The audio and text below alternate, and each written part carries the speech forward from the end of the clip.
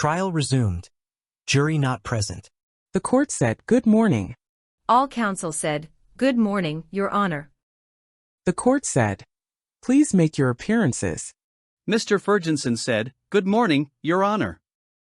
Micah Ferguson and Justin Horton for the United States. Ms. Schrofa said, "For Mr. Ho-Wan Kwok, Sabrina Schroff and Scott Skirrick. Good morning, Your Honor." The court said, "Please be seated. Is there anything before we get started at 9:30? Mr. Ferguson said, "Yes, Your Honor. I think we had 2 points. 1. And I don't want to raise something that the proper defense counsel is not here to respond to, but just to inform the court of an issue. Maybe we can take it up at lunchtime. We've been working very well with the defense on stipulations, translations, and we appreciate their assistance in making this a more efficient trial. There is one recording that we have agreement on with the defense. It was a recording that was part of Mr. Shamal Medrano's, large summary chart of videos that we redacted because we were still working on translations for that video.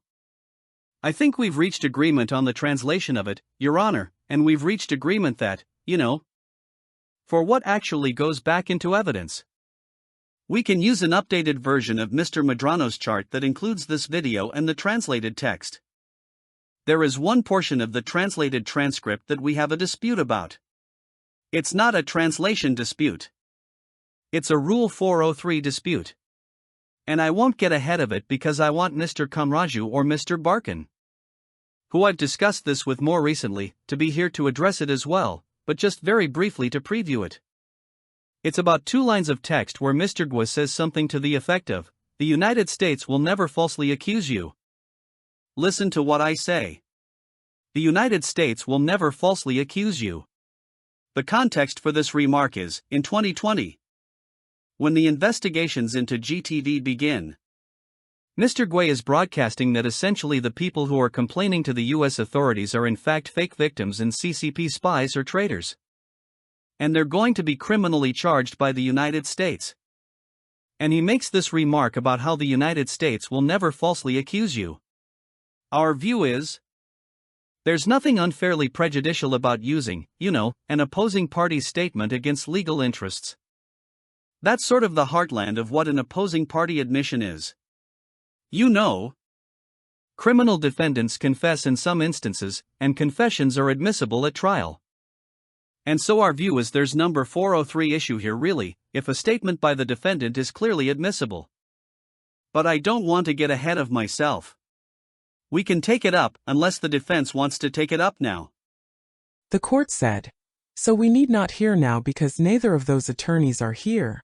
But your understanding is that the defense position is that the statement is unfairly prejudicial?" Mr. Ferguson said, "Yes, Your Honor." The court said, "Okay. Anything else?" Mr. Ferguson said, "There was one other matter that Mr. Horton wanted to address, given that we are hopeful, but not certain. We may rest today, and I'll let Mr. Horton address that." Mr. Horton said, "Thank you, Your Honor. Your Honor had indicated one day last week that the court would like the government to make a formal application pursuant to Hay for the admission of co-conspirator statements that came in at trial. So I just want to address that briefly. In 6 weeks of testimony, give or take." The court said, "So is this what you're offering at this time?" Mr. Horton said, "If the court wishes, I'm happy to make that application now." The court said, "Go right ahead." Mr. Horton said, "So we've had something like 6 weeks of testimony and documentary evidence at trial about a sprawling, interconnected series of racketeering and fraud conspiracies that were global in nature, extensive in time, and really depended on communication as sort of their fuel and lifeblood.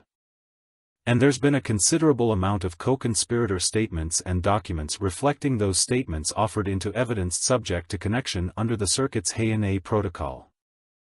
I'll just start with the top and say that the standard, of course, is a preponderance.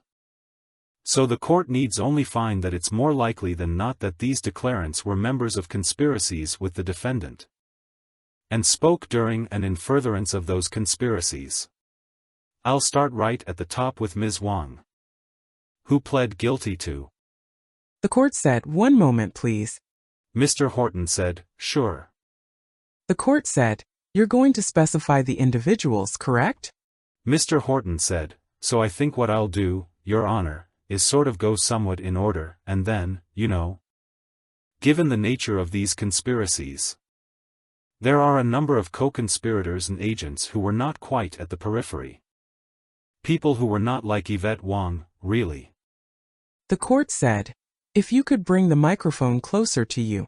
You said that there were a number of co-conspirators." Ms. Shrofa said, "Your Honor, I apologize. 2 of our team members are not here. But I wanted to just apologize and ask the court if I could just flag for the court one issue. There's a witness that's supposed to testify this afternoon, and we do not know what subset of exhibits are being used for that witness. I'm happy to let Mr. Horton continue, but as to Ms. Chen, the government has identified only a wide number of exhibits. I believe Ms. Tilton emailed the government yesterday for a narrower subset. We have not yet received it. While Mr. Horton is making this argument to the court, which I apologize again for interrupting, if the lawyer who is in charge of the Chun Direct could just please send us the exhibit numbers. It would be very helpful to us. Thank you." Mr. Ferguson said, "We'll be sure to do that, Your Honor. I'm not familiar with that exhibit set. But we'll be sure to send them the specific exhibits. The way we numbered the exhibits for victim witnesses is that each victim witness has its own exhibit series, so we can identify the specific ones within that, but it is identified at least by the exhibit series." The court said, "So you'll do that right away?" Mr. Ferguson said, "We will, Your Honor." Ms. Shrofa said, "Your Honor." The court said, "One moment." Ms. Shrofa said, "Oh, sorry." The court said, "You had something further, Ms. Shroff?" Ms. Shrofa said, "Yes, Your Honor. I know Mr. Hinton is still going, but for Ms. Chen. We've also received some 3,500 material with new Bates stamp numbering. So if there's any additional 3,500 between yesterday and today, we would appreciate receiving that as well. That's all. Thank you, Your Honor." The court said, "Thank you. Okay, so I interrupted Mr. Horton, and if you want to backtrack, you may. I specifically wanted to make sure that I have the specific names. Go ahead. Go ahead." Mr. Horton said, "So there were a number of repeat player co-conspirators, so to speak, that Your Honor saw evidence about in this case. Starting with Ms. Wong, who Your Honor noted early in trial. There was a colloquy with defense counsel about the admissibility of some of her statements. And at the break we talked about the fact that she had pled guilty in fact to conspiring with the defendant, and so her statements came in for the rest of the trial. William J.E., a key co-conspirator. There was evidence about his ownership and control of certain key entities on behalf of the defendant. His transfer of funds between those entities on behalf of the defendant, including proceeds that were retained by himself, and his cooperation with other co-conspirators, including the one I'll go to next, Mile Sun Guo. There's evidence about Mile Sun Guo's use of fraud proceeds to purchase luxury goods. There's documentary evidence of Mile Sun Guo's communications on behalf of entities in the G enterprise. Mile Sun Guo connects to Haoran He. There is extensive evidence, including from witnesses who dealt with Mr. He directly, about his role as the paper owner of and operator of a large number of significant G enterprise entities. And of course, he sort of takes center stage at G clubs. Through the testimony of Ms. Reyes and many of the documents Your Honor saw where he is giving direction for G clubs purportedly as its owner. And of course other evidence suggested that he was doing that in connection and conspiracy with the defendant and the defendant's other co-conspirators. So those are the sort of core co-conspirators in the case. And of course there was other evidence that came in. Some of it was resolved in real time. It was somebody who made one or just several appearances. And so The court said, "So Yinping Wang, William J. Mile Sun Guo and Haoran He, correct?" Mr. Horton said, "That's right. I would call those the core co-conspirators. Of course. There's evidence about Aaron Mitchell, Victor Serta, etc. I would just draw the court's attention to two things. So co-conspirators and agents, and of course the co-conspirator exception is just the sort of more specific species of 801(b)(2), which deals with agent statements in general. When somebody came up and they weren't a repeat player, so to speak. We often went to sidebar and we litigated that in real time and pointed the court to evidence that had come in or was about to come in, and the court ruled during the course of trial. So just to set that stage and reiterate that the standard is a preponderance. We think that there's evidence beyond a reasonable doubt that the elements are met, that if a conspiracy existed, that the co-conspirator declarants were members of that conspiracy with the defendant, and that the statements that we offered, to the extent we offered them for their truth, and of course the court saw. Not all of these co-conspirator and agent statements were offered for their truth. Some of them were offered for their falsity. Some of them were offered for their effects on the witness or other people. But to the extent that they were offered for their truth, we'd submit that the evidence over the last 6 weeks surpasses that preponderance standard that the court uses in making its H&A finding. And as Mr. Ferguson said, we're hopeful to rest today. And we'd submit that the court has more than enough evidence it needs to make that finding today. The court said, so I believe that the case law calls for me to make any findings after the close of the prosecution's case, and I just don't want to deviate from the formality. Mr. Horton said, I just wanted to tee it up for Your Honor. That's all. The court said, okay. Anything further? Ms. Schrofa said, Your Honor, I wasn't sure if the court wanted to hear from us or if we could respond when it is properly brought at the end of the government's case, or after the close of the government's case. Obviously, we had no notice that the government was going to address this issue this morning. I don't think Mr. Kamraju was alerted either, so we would appreciate additional time. I would note just 2 short points here. 1, the conspiracy has to exist prior to the admittance of the statement, and a generic statement by the government counsel that a conspiracy existed over a 6-week, I think it's been 6 weeks. Although I've lost count, trial I do not think meets even the preponderance standard. And the government, at least this morning, has just sort of generally addressed Ms. Wang, my son, Mr. He, and William J. I think there were issues with statements made by others, including Dara Lowell. And we would like an opportunity to make sure we have the transcript pages ready for the court and be better prepared before addressing it. Since it should be done after the close of the government's case, we will endeavor to be ready. The court said, and what is the spelling of the individual's name that you just mentioned? Ms. Schrofa said, the first name is Dra and the last name is Lewll. For the court's convenience, Your Honor. She is the spouse of Aaron Mitchell, who practiced law, and her testimony was brought out. Or her issue was raised during Amy Buck's testimony. The court said, of course I will offer the defense an opportunity to address these issues at the close of the prosecution's case. Ms. Schrofa said, thank you, Your Honor. Mr. Ferguson said, I'm happy to address Ms. Lowell, but we can also table it for later, if Your Honor prefers that. The court said, I think it's a better idea. Mr. Ferguson said, okay. And just one update on the other issue Ms. Schroff raised. On the specific exhibits, actually, when I checked my email, the other AUSA had already sent them across, so that one's done. The court said, all righty. So we will have the witness back on the stand at 9:29 and get started at 9:30. Ms. Schrofa said, Your Honor, we did receive the email at 9:06 this morning. Thank you. Recess. At the sidebar. The court said, I just wanted to make clear that the government needs to specify all the individuals with respect to the H&A application, and of course justify why those statements should be allowed in. Mr. Horton said, understood. Thank you, Your Honor. Mr. Kamraju said, thank you, Your Honor. In open court. The court said, please have the jurors brought in. Continued on next page. Jury present. The court said, please be seated. Good morning, jurors. The juror said, good morning. The court said, we're going to continue with the direct examination of the witness, sir. Remember that you're still under oath. You may continue the inquiry. Ms. Murray said, "Thank you, Your Honor." Paul Hinton resumed. Direct examination. By Ms. Murray. Good morning, Mr. Hinton. Good morning. Ms. Murray said, "Ms. Loftus, can we please put up Government Exhibit Z26 and go to slide 5? Mr. Hinton, while we're waiting for this, can you explain to the jury what tracing is?"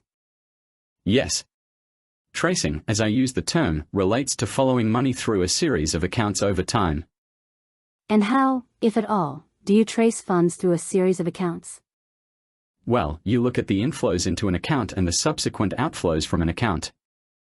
And then if there are any outflows that go to another account, for example, via a wire transfer, you then have to follow the money to that subsequent account, and then you do the same thing there. How, if at all? Did you use tracing of funds in the process of checking the accuracy of the information in these summary slides? Well, strictly, I wasn't asked to do any tracing. Did you evaluate inflows and outflows in evaluating the accuracy of the information contained on these summary charts? Yes. For each individual transaction, I was looking at the timing of the flows and the amounts of the flows and which accounts they went between. And we talked a bit yesterday about the sources of funds that's contained within the summary charts. Do you recall that? Yes. And specifically how the government characterized sources of funds for purposes of G clubs. What about GTV and Voice of Guo, or VOG? How did the government instruct Brattle to define source of funds for purposes of those accounts? For those accounts, we were simply identifying all of the flows for individuals who weren't otherwise identified as being associated with any of the entities that we talked about yesterday that were in the different categories that were shown on my charts. And for the farms, for sources of funds for purposes of the farms analysis. Did the government provide Brattle with a list of entities or individuals who should be categorized as sources of funds for the farms? Yes, there was a long series of entities that were associated with farms. And those were shown on the chart as contributing funds through the farms category on the chart. And finally, the Himalaya exchange. Did the government identify for you certain companies or bank accounts that were associated with incoming sources of funds for purposes of the summary of the Himalaya exchange money? Yes. So again, in terms of the entities that are part of the Himalaya category, those were all defined, listed for us by the government, so we matched those against the transactions. And then anything that was any of the sources of funds that flowed into those entities' accounts came from individuals who weren't otherwise associated with any of these classified entities. And can you explain, again, as we're waiting, just a few of the other methods that you use to confirm the accuracy of the information contained on the charts as it's reflected in the source bank records that you reviewed? Yes. So ultimately, after the government determined which of the financial transactions and groups of transactions they wanted to appear on the charts, we used our database to identify what the underlying individual transactions were that would be summed up and displayed on the chart. And then for each of those transactions, we were able to look at the underlying government exhibit, which was a bank record that showed the amount of the transaction. All right. We now have Government Exhibit Z26 up at slide 5. What is the title of this slide, Mr. Hinton? This slide is titled GTV of VOG, Select Flows. And looking at the first-level entities or first-level bank accounts, if I can call them that, from the source of funds into each of the first arrows. Can you just read the entity names that the funds for GTV and VOG flowed to? Yes.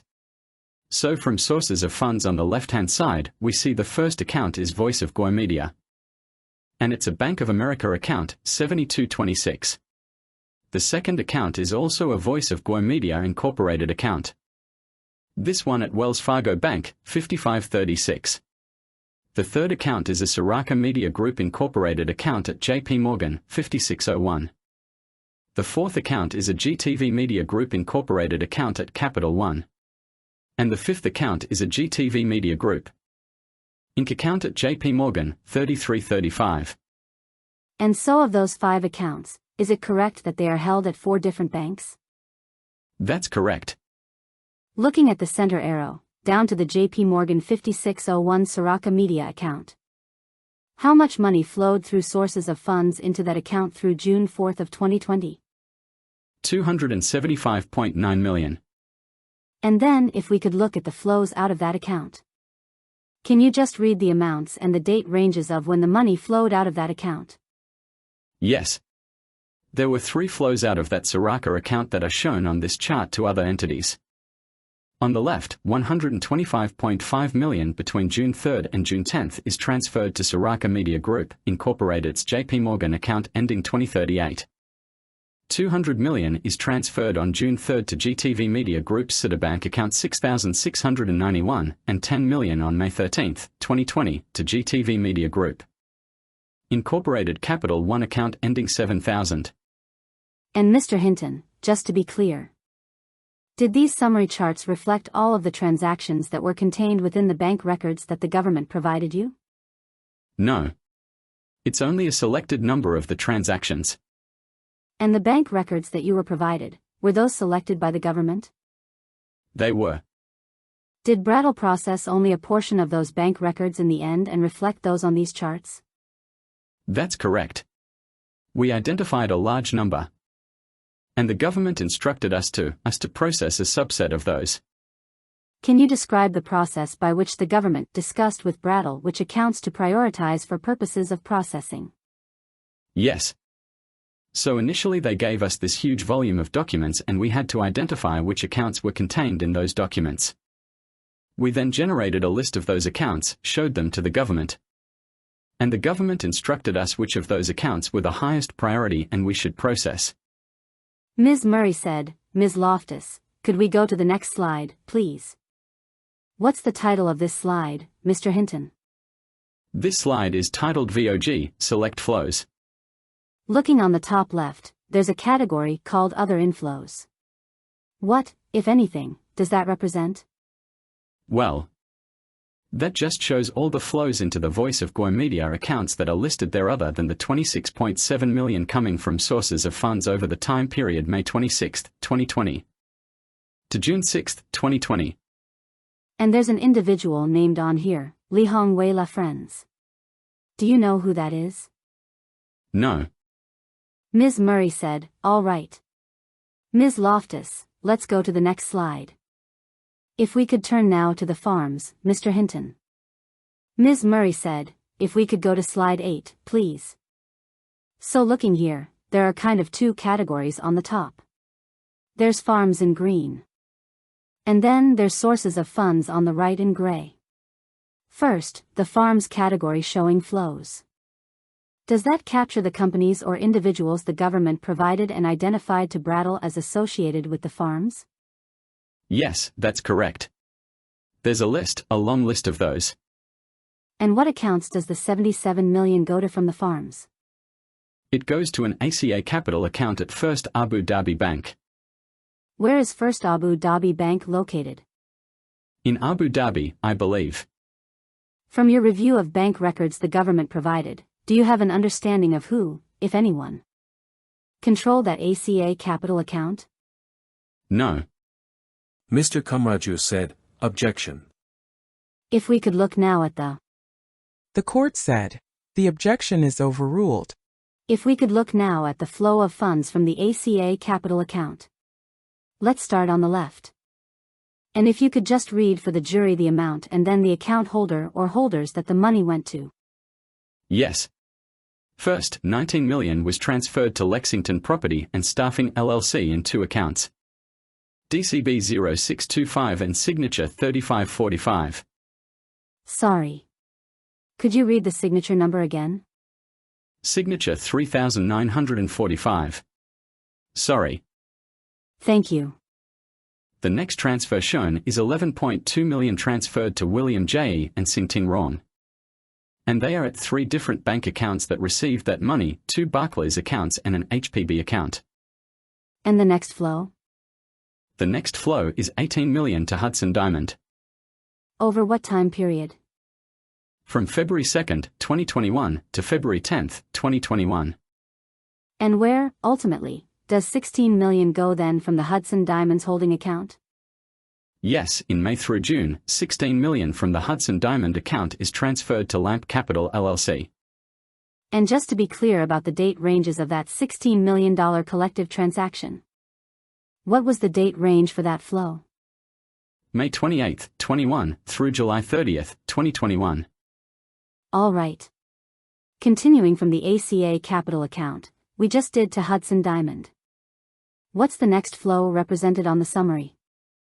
Well, there's a $13 million transfer from ACA Capital directly to the Lamp Capital accounts. And then finally, well, not finally, but the next one going to the right. Yes, the next one is $5 million going to Greenwich Land LLC. And then the last flow that we see going kind of 3 o'clock. Is $32 million to Savio Law. Ms. Murray said, Ms. Loftus, I'd like to pull up Government Exhibit GXPNC 39 at page 3, please. Focusing on that last transaction that you just mentioned, or the last flow you just mentioned, Mr. Hinton. The $32 million to Savio Law. Ms. Murray said, all right. And if we could go to page 3, please. Actually, sorry, let's go to the top of the page. Ms. Loftus. Mr. Hinton, is this one of the bank records that you were provided by the government in this case? It is. Is this one of the records that you reviewed to confirm the accuracy of the charts we've been talking about? Including Z26. It is. Looking at the top left, what is listed in the bold and then, underneath that, on the very top left? It says IOLTA checking. And beneath that? PNC Bank. What is the time period for this particular bank statement? October 31st, 2020 through November 30th, 2020. And then beneath that, can you read the entity name and the address associated with this account? Savio Law at 3, Dale Court, Hazlet, New Jersey. Under Savio Law LLC, there's a description. Can you read that to the jury, please? IOLTA Attorney Trust Account. Do you have any independent knowledge of whether Savio Law LLC is a law firm? No. And looking on the right, what are the last 4 of the account number we're looking at here? 8,162. Ms. Murray said, all right. We can now go to page 3, Ms. Loftus. And let's focus on activity details. Deposits and other additions. Mr. Hinton. Do you see the transactions that are listed here for deposits and other additions in this account? I do. What are the date ranges of the top 4 transactions? From November 12th to November 16th. And what are the amounts of each, just from the top down? Yes.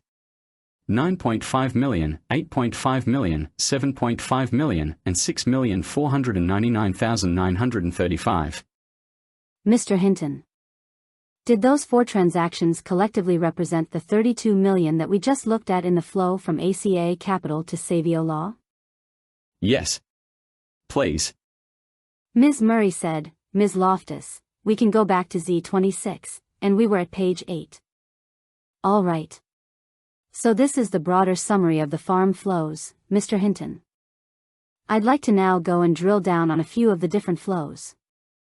Ms. Murray said, if we could go to the next page, please, Ms. Loftus. Looking beneath Savio Law and ACA Capital and what's now the blank space, if we can go to the next slide. Please, Mr. Hinton, what are the 2 flows that are reflected here that occurred on October 15, 2020? There's a $5 million transfer to Greenwich Land LLC and there's a $5 million transfer to Lamp Capital. And at which bank were the accounts held that received those $5 million transfers on October 15, 2020? Bank of Princeton. Ms. Murray said, all right. Ms. Loftus, let's go to the next slide now, please. And then what do we see reflected here, Mr. Hinton? From ACA Capital to Greenwich Land and then the flow out to the right? Right. So in October, between October 21st and 23rd, 2020, $5 million was transferred from ACA Capital to Greenwich Land, then subsequently on October, between October 26th and November 20th, 2020. $9 million was transferred from Greenwich Land to Lamp Capital. Ms. Murray said, all right. Let's go to the next slide, please, Ms. Loftus. This is another portion of the broader farms chart that we were just looking at, Mr. Hinton. Can you just explain, generally, starting with farms and going down to the account that's highlighted in yellow? What type of flows we're looking at here in this summary? Yes. This is just showing those flows from the previous chart that went from farms. 77 million transferred to ACA Capital and then 2 transfers from ACA Capital to 2 different entities. Hudson Diamond receiving 18 million and Lamp Capital receiving 13 million from ACA Capital. And of that, there's also a subsequent transfer from Hudson Diamond holding of 16 million into Lamp Capital. And just to make sure that we're reading this correctly, so the farms, 77 million to ACA Capital, ultimately. Does $29 million go into the Lamp Capital LLC account, as represented in these transactions? Yes, ultimately. The account that received the $77 million from farms subsequently transferred money to Lamp Capital with 13 million and 18 to Hudson. Hudson Diamond then subsequently transferred 16 million to Lamp Capital, so together, there's 29 million coming into Lamp Capital. Ms. Murray said, and let's go the next slide, please, Ms. Loftus. On this slide, Mr. Hinton, we're starting with what was the terminus of the last slide. The Lamp Capital account, is that correct? Yes. And what is the title of this slide? It's Farms, Select Expenses from Lamp Capital Accounts. Mr. Hinton, does this slide reflect just a subset of outflows from the Lamp Capital Signature Bank account? It does. And who selected which transactions to reflect on this slide? The government. I want to look at some of the records underlying these transactions. But first, Mr. Hinton, if you could just read the categories that are shown in the bubble starting from left to right for the flows here. Yes. The select expenses include correlated expenses, Yotsu LLC expenses, Akas Canada Limited, Cirrus Design Corporation, Guo, and Guo. Ms. Murray said, all right. Ms. Loftus, let's go to Government Exhibit SIG 102 and go to page 4. I want to look at one of the correlated expenses that was reflected on the slide we just looked at. Slide 13. Actually, focusing on the first page, thank you, Ms. Loftus, just looking at the statement itself. What is the statement period we're looking at here, Mr. Hinton? The statement period is May 1st through 31st. And what year? 2021. Sorry. I spoke over you. What year? 2021. And is this one of the bank records the government provided to you which you reviewed in connection with checking the accuracy of the summary charts? It is. Looking on the left, what is the name and the address for this particular bank account? It's Lamp Capital LLC at 667 Madison Avenue, New York, New York. Ms. Murray said, all right.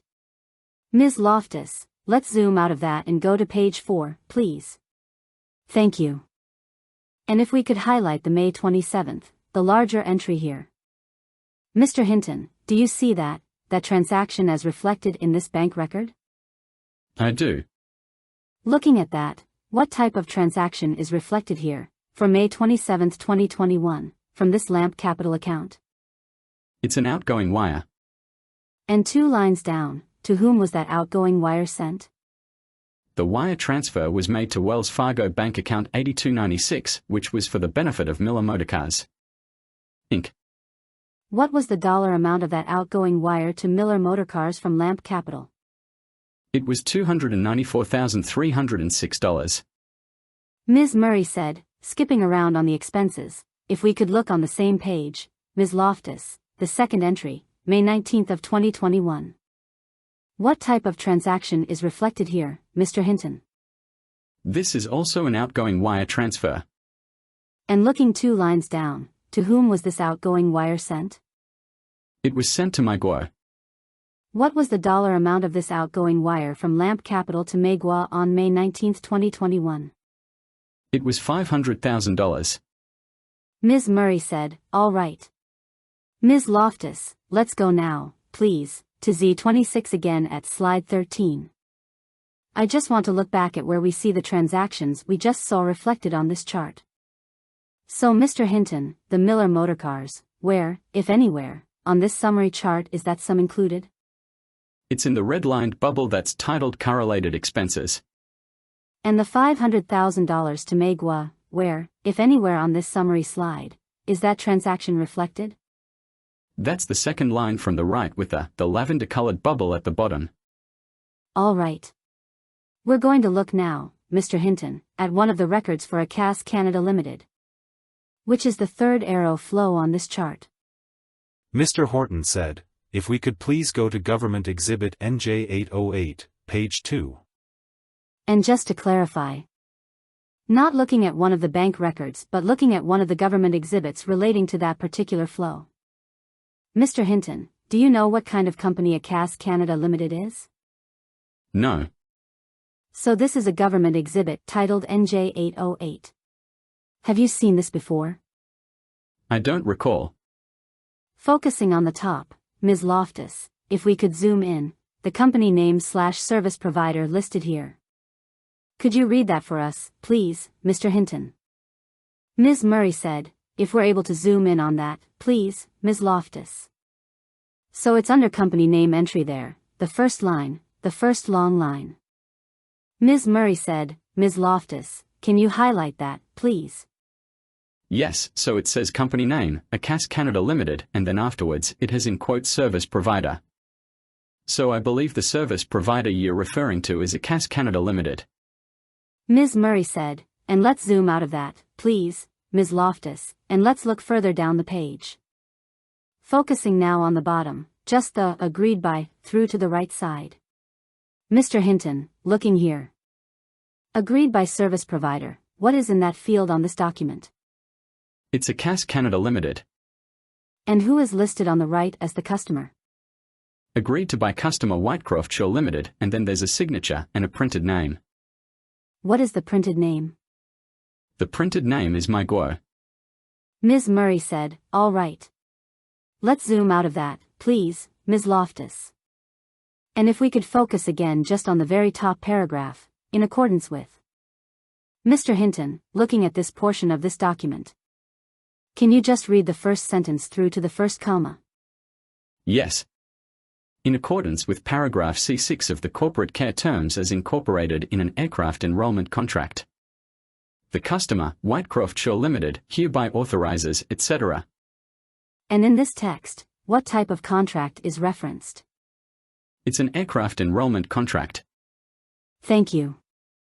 Ms. Murray said, Ms. Loftus, let's take that down now and go to Government Exhibit VK10 at page 58. It's VK10 at page 58. Oh, sorry. UK10. If we could look at the top of this, please. Mr. Hinton, have you seen this document before? I don't recall whether I've reviewed this one individually. What is the title on this page of Government Exhibit UK10? It's Initial Deposit Wire Transfer. Who is listed as the customer on this document? Guo. And the account name a few lines down? Is Wells Fargo Bank. Oh, not the bank name, sorry, the account name, a couple of lines down. Oh, I'm sorry. Cirrus Design Corporation is the account. A few lines further down from that, there's a deposit amount in USD. Do you see that? I do. What is that amount? It's $95,000. Ms. Murray said, could we zoom out of it, Ms. Loftus, so we can see more of this page? And let's go to the next page, please. Mr. Hinton, what's the title of this page of Government Exhibit UK10? This is page 59. This page is titled Second Deposit Wire Transfer. And the customer name here? Guo. Again, a few lines down, the account name for this second deposit wire transfer? The account name is Cirrus Design Corporation. And a few lines below that, deposit amount in US dollars? It's $206,700. And the next line on this document, what is the field and then what is the information in that field? Yes. It says, aircraft reference, Vision SF-50G2 position. Ms. Murray said, all right. Ms. Loftus, let's go again to Z26, page 13. Just to see where the transactions we just reviewed are reflected. So here, Mr. Hinton, can you explain to the jury where we see those two entities we just looked at? ACAS and Cirrus Design. They are the black ovals that are towards the bottom middle of the chart. And finally, I'd like to look at the 20 million on the right side of this chart that goes to Changhua. And do you know who that individual is, Mr. Hinton? I do not. All right. What is the date range of that $20 million collective transfer? It's May 18th, 21, through June 1st. Of what year? Of 2021. Ms. Murray said, all right. Ms. Loftus, let's go to Government Exhibit 3200, please. Focusing first on the top of this document, Mr. Hinton. Is this one of the bank records that you reviewed in connection with your work verifying the summary charts? Yes. At the top, what is the date for this account statement? It is December 14th, 2021. And looking on the right, there are 3 letters on the top right. Do you see those? I do. What do those reflect? CHF I believe refers to Swiss francs. And the name beneath that? Cheongguo. Ms. Murray said, let's go to the next page, please, Ms. Loftus. Oh, actually, let's stay here for a moment. Mr. Hinton, the first line on this account statement, what was the balance of this account as of July 31st, 2020? It indicates a zero balance on that date. Ms. Murray said, all right. Let's go to the next slide, please. And the next slide. Excuse me. Looking here, Mr. Hinton, again, the top line, the balance brought forward as of July 31st, 2020. What is that amount as reflected here? It's a zero balance. Can you read the next entry on this bank statement, starting with the date? On May 19th, 2021. There's a credit transaction that's referred to as bonification from Lamp Capital LLC for $7 million. And how do you know that that's denominated in US dollars, based on this bank record? Well, this particular page of the statement has USD at the top right. Ms. Murray said, and Ms. Loftus, let's go to the next slide, please. Focusing on the third line on this page of the bank statement, what is the date of that transaction? And can you explain the details? The date of that transaction is the 2nd of June and 2021. And it's a $13 million credit from bonification. It says bonification from Lamp Capital. So it's my understanding is that's a transfer to this account from Lamp Capital of $13 million. Ms. Murray said, all right. Ms. Loftus, go back to Z26, slide 13. Mr. Hinton, those two transactions we just looked at, the 7 million and the 13 million. Are those collectively the 20 million reflected on the right side flow on this summary chart? They are. Ms. Murray said, go to the next slide. I'd like to talk through G clubs and Crane a bit. First of all, Mr. Hinton. Who determined that Crane accounts were associated with the G clubs category for purposes of these summaries? The government. Do you have any independent knowledge of what Crane is? I do not. All right. Looking at this, there's a lot going on, so we're going to break it down a little bit. Does this show the flow of certain sources of funds that were within the category of G clubs and Crane that the government identified? Yes, certain selected funds and certain selected accounts, yes. And does this slide reflect just a subset of the flows that went to and through the various G club and Crane accounts? Yes, it's just a subset. Let's look at a couple of the transactions that are reflected here. Ms. Murray said, Ms. Loftus, if we could go. Well, first of all, Mr. Hinton.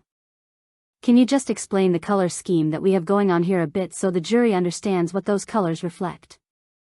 Yes. The idea here is to use the same color for all the different accounts for the same entity or groups of entities. So the G Clubs entities are shown in dark blue, the Crane entities are shown in light blue. And the Hamilton and Himalaya entities are shown in yellow. And up on the top right there is an inflow from farms to Crane Advisory. What color is reflected for farms? Yes, we are consistently using green to indicate farms entities. All right. So let's break this down a little bit. Ms. Murray said, if we could go to the next slide, please, Ms. Loftus. Focusing now, Mr. Hinton, on the G Club's portion of this summary of selected flows. Can you just narrate us a bit through the various flows that end up in the G Club Operations Morgan Stanley account? The 3 accounts listed here. Yes. Between February 3, 2021 and July 9, 2021, $8.6 million was transferred to those Morgan Stanley G Club accounts that are listed in the box there from sources of funds. And in looking at the other inflows into those Morgan Stanley accounts, as reflected here. Just at a high level, where do we see the money coming from and into those Morgan Stanley accounts? They are coming from other G Club operations accounts at 2 different banks. Starting on the left. Can you read kind of the left bottom from the signature account going around clockwise? Certainly. So there's a G Clubs Operations LLC account at Signature Bank, 3576. And that account transferred $14.5 million on January 11, 2021, to the Morgan Stanley G Club Operations account. Then next in the rotation, there's a G Club's Operations account at, I think it's First Bank, 7085, and there's a $52.2 million transfer on December 17, 2020, to the Morgan Stanley G Club Operations accounts. And finally, there's a separate First Bank account for G Club Operations ending 7052. The transfer is $100,000 on December 29, 2020. And Mr. Hinton. Each of those 3 transfers that you just discussed had a single date associated with them, is that correct? That's correct. Was each of those an individual transaction into the G Club's Morgan Stanley account? I believe so, but that's based on my memory. And then looking from the Morgan Stanley accounts. What are the 2 outgoing flows that are reflected on this summary chart? Yes, there's a $10 million collection of outflows on January 21, 2021, through February 4, 2021, to Fiesta Property Developments Limited. And there's a series of transfers to a G Club's international account at Mercantile Bank that summed to $62.7 million over the period August 20, 21 through October 8, 2021. Mr. Hinton, do you know what Fiesta Property Developments Limited is? I do not. Ms. Murray said, all right. Let's go to the next slide, Ms. Loftus. I'd like to focus now on the Crane portion of the select flows reflected here. We're not going to go through this in every transaction detail, Mr. Hinton. But just starting with the arrow straight down from sources of funds to the city account, 5278. What amount is represented there? $59.5 million. And over what time period? November 23, 2020 through April 1, 2021. And then following that arrow straight down. What is the next flow that's reflected here from that city account? Yes. That same city account for Crane Advisory Group at Citibank transfers $58.2 million to Crane Advisory Group at Morgan Stanley. And I want to focus just briefly on the Crane Advisory Group account on the far right. The capital 10887 account. Do you see that? I do. Continued on next page. By Ms. Murray. There are both inflows and outflows for that account, is that correct? Yes. Looking at other inflows above, which is going down the $25.3 million. What types of transactions does that reflect on this chart? Those are all the transactions over that time period that aren't coming from the other entities the explicitly listed on the chart. And then there's an outflow or outflows over a time period, the $42 million. Which accounts and over what time period does that money flow from Capital One? Between May 28 and July 13, 2021. And that goes to Crane Advisory accounts held at what bank? At Morgan Stanley. Ms. Murray said, let's go to the next slide please, Ms. Loftus, and marry those 2, the G Club and the Crane. Looking at this now brings those together. And in particular there's a flow just to the left of the middle of the page from Crane Advisory Group's Morgan Stanley accounts to the G Club Morgan Stanley accounts. If would highlight that, Ms. Loftus. What is the dollar amount of that collective transfer from Crane to G Club? The aggregate amount of the transfers between the Morgan Stanley accounts for Crane Advisory and the Morgan Stanley accounts for G Club operations over that period is $87.1 million. What is the period for that $87.1 million transfer? It's a series of transfers over the period May 24, 2021 through July 2, 2021. Ms. Loftus, let's go to the next slide and build in the Himalaya exchange entities. Mr. Hinton.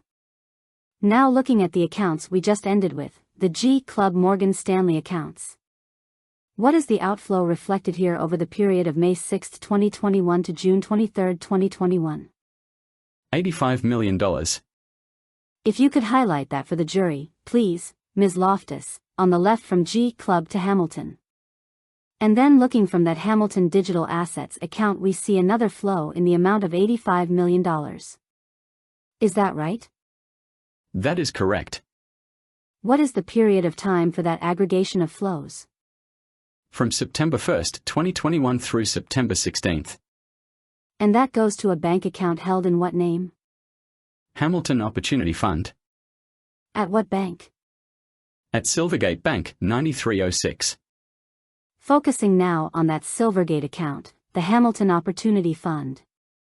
There's also another incoming flow above from a Himalaya International Clearing entity. Do you see that? I do. What is the dollar amount of that? It's $25 million. Let's build in the next slide, please, Ms. Loftus. Looking on the right now, Mr. Hinton. We're looking in the September and October 2021 time period with a series of flows to Lowell and Mitchell, LLC account. Do you see that? I do. Can you read the dollar amounts and the dates of the inflows into that account from the various Crane accounts as reflected on this chart? The Morgan Stanley account sends $6.8 million on October 19th. The IDB Bank account sent $1.6 million on the 27th of September. The Signature Bank account sends $2.3 million between September 27th and October 12th, 2021. And the Crane Advisory account at Capital One sends $37 million on September 26, 2021. Let's go to the next slide. I want to continue along in our chronology here on this summary. So we're looking again in the middle of the page Hamilton Opportunity Silvergate account.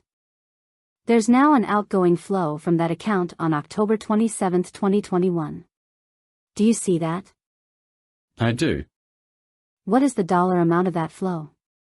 $59 million. And that goes from a Hamilton Opportunity Fund account held at what bank to a Hamilton Opportunity account held at what bank? This transfer between two Silvergate accounts for the same entity, Hamilton Opportunity Fund. So it had a 9,306 account that transferred to the 7,747 account. Let's go to the next slide please, Ms. Loftus. What do we see here?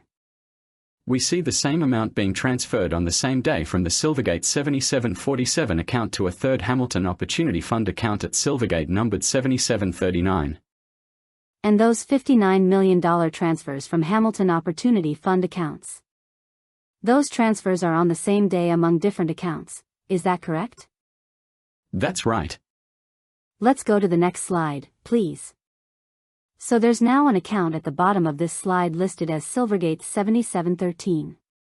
Do you see that? I do. In what entity name is that account held? That's also Hamilton Opportunity Fund SPC.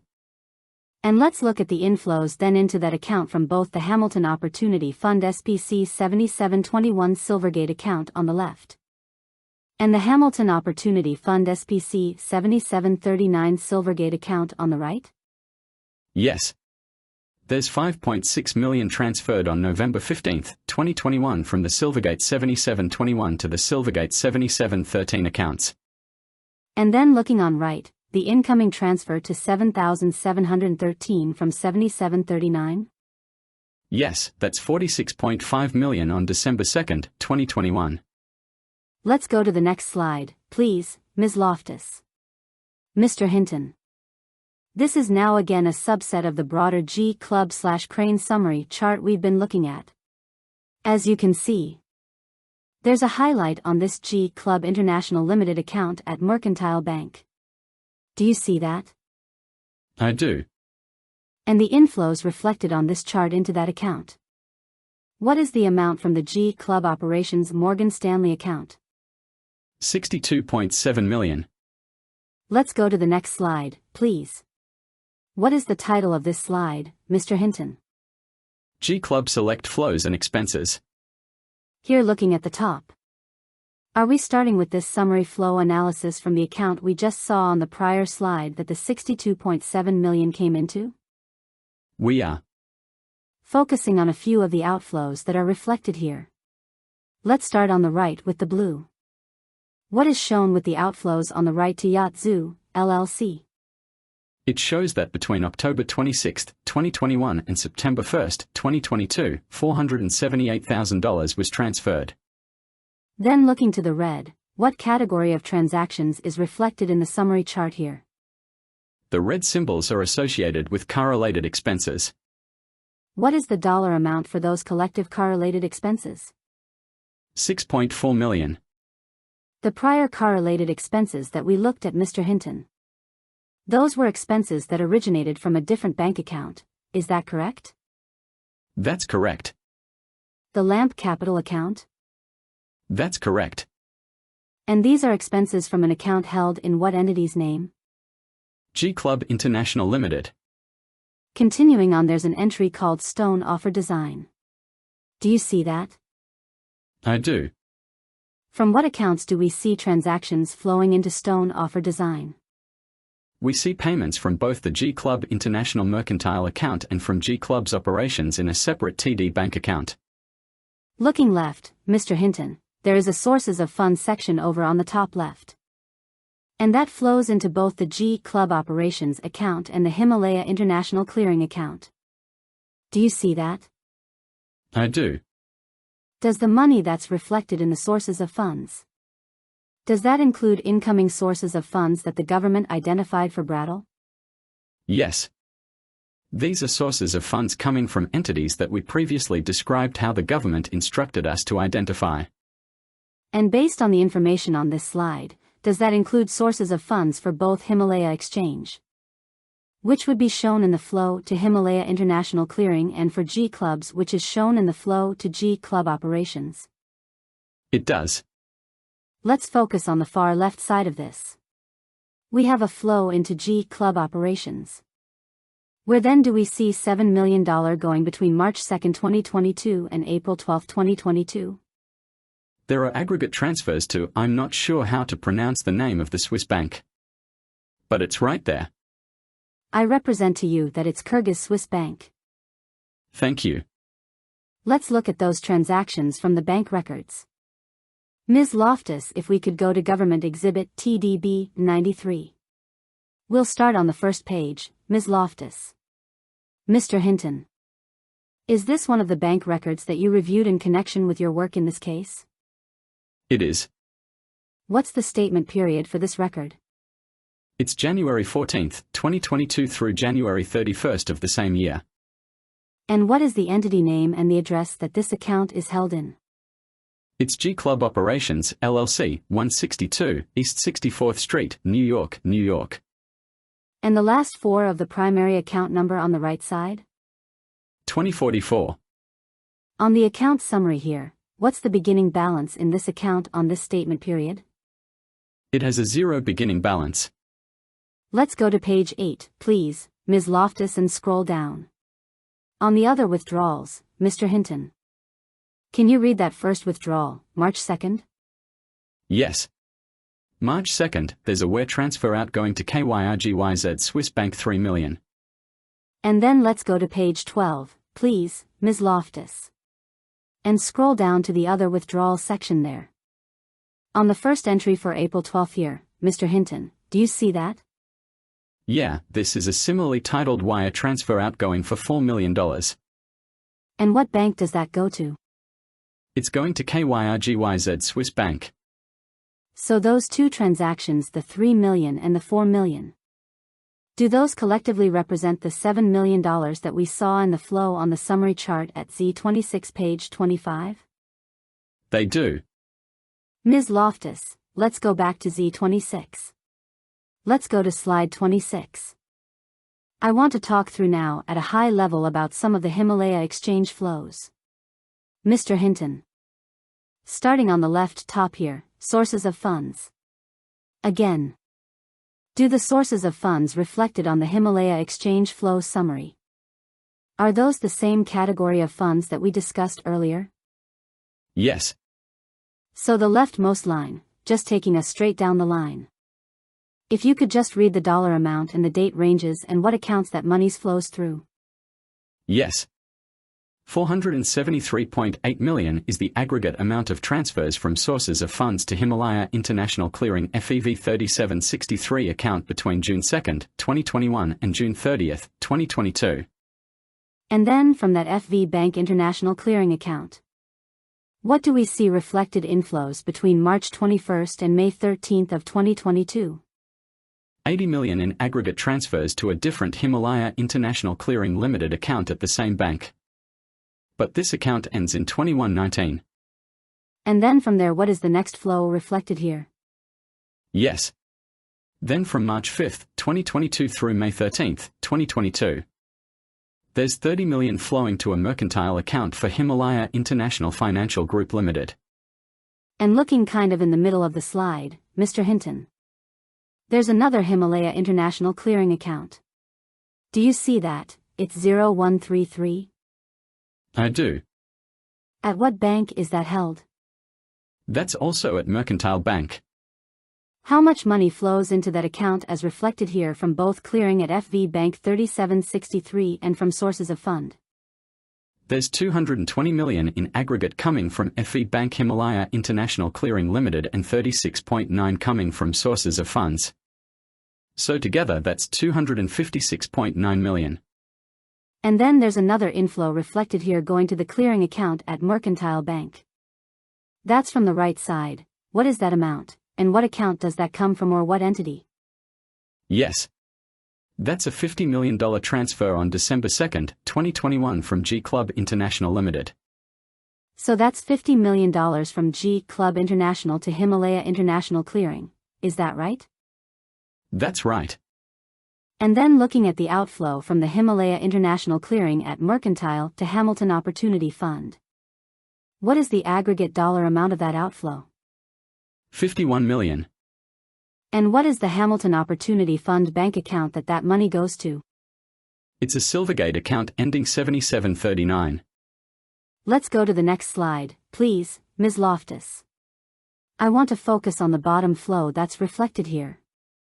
Mr. Hinton. From that Himalaya International Financial Group Mercantile account we discussed, the 0139. What flow did we see on April 15, 2022? We see a $37 million transfer to Zeisler and Zeisler, PC, IOLTA account. Do you know what Zeisler and Zeisler PC is? I understand it's a law firm. Do you know what role, if any, Zeisler and Zeisler has in the government's case? I do not. Let's go to the next slide. Focusing on just one of the categories of expenses that we had discussed in connection with some of the transactions from the various accounts. On the next slide, Ms. Loftus. Mr. Hinton, what is the title of this slide? This slide is titled Yotsu, LLC Expenses Summary. What is at the top of this slide? It's an oval representing Yotsu, LLC. Going from left to the right counterclockwise, does this represent various different inflows to Yotsu LLC from different accounts we've been discussing? Yes. They are essentially expenses of those accounts, monies that are being transferred to Yotsu LLC's account. What is the aggregate amount of money just from the bank transactions reflected on this summary chart that goes to Yotsu LLC between May 7, 2020 and October 21, 2022? In the middle there, Ms. Loftus. Yes, it's 3.9 million. And so starting on the left with the LAMP Capital Signature account. What's the date range of that 1.8 million aggregate flows? 1.8 million. What's the date range? It's May 7, 2021 through September 13, 2021. And the next account, the IDB account held in the name of Lamp Capital. What's the date range for those Yatzu, LLC payments? October 25 through December 20, 2021.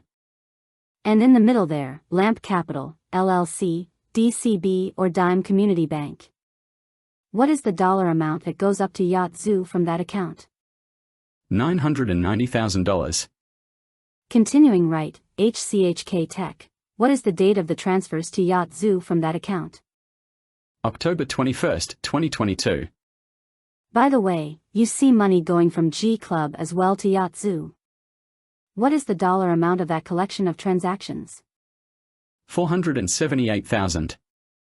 Let's just take a look at one of those for the HCHK Tech transfer to Yatzu, LLC. Ms. Loftus. If you could pull up Government Exhibit MTB 83. Let's focus on the top first. What is the last four of the account number looking on the right here? The account number ends in 2176. And the statement period for this particular bank record? October 1 through October 31, 2022. What is the name and address for this particular bank account? It's HCHK Technologies, Inc., 750 Lexington Avenue, New York, New York. Let's zoom out, Ms. Loftus, and look down the page a bit. If we could look at the second entry for October 21, 2022. Do you see that, Mr. Hinton? I do. What is the description of that transaction as reflected in this HCHK Tech Bank record? Its entry says outgoing chips transfer order Rep Yatzu Limited G Fashion Hold Company. B. Lee. Do you know what G Fashion Hold Company B. Lee refers to? I imagine it's a G Fashion entity. And looking to the right, the second column which shows the transaction amount. What is that transaction amount here? $123,452. Let's go back to Z26, slide 30, Ms. Loftus. Is that then the 123,000 rounded that we see reflected on this summary chart? It is. Let's continue, and let's go to the next slide. Mr. Hinton.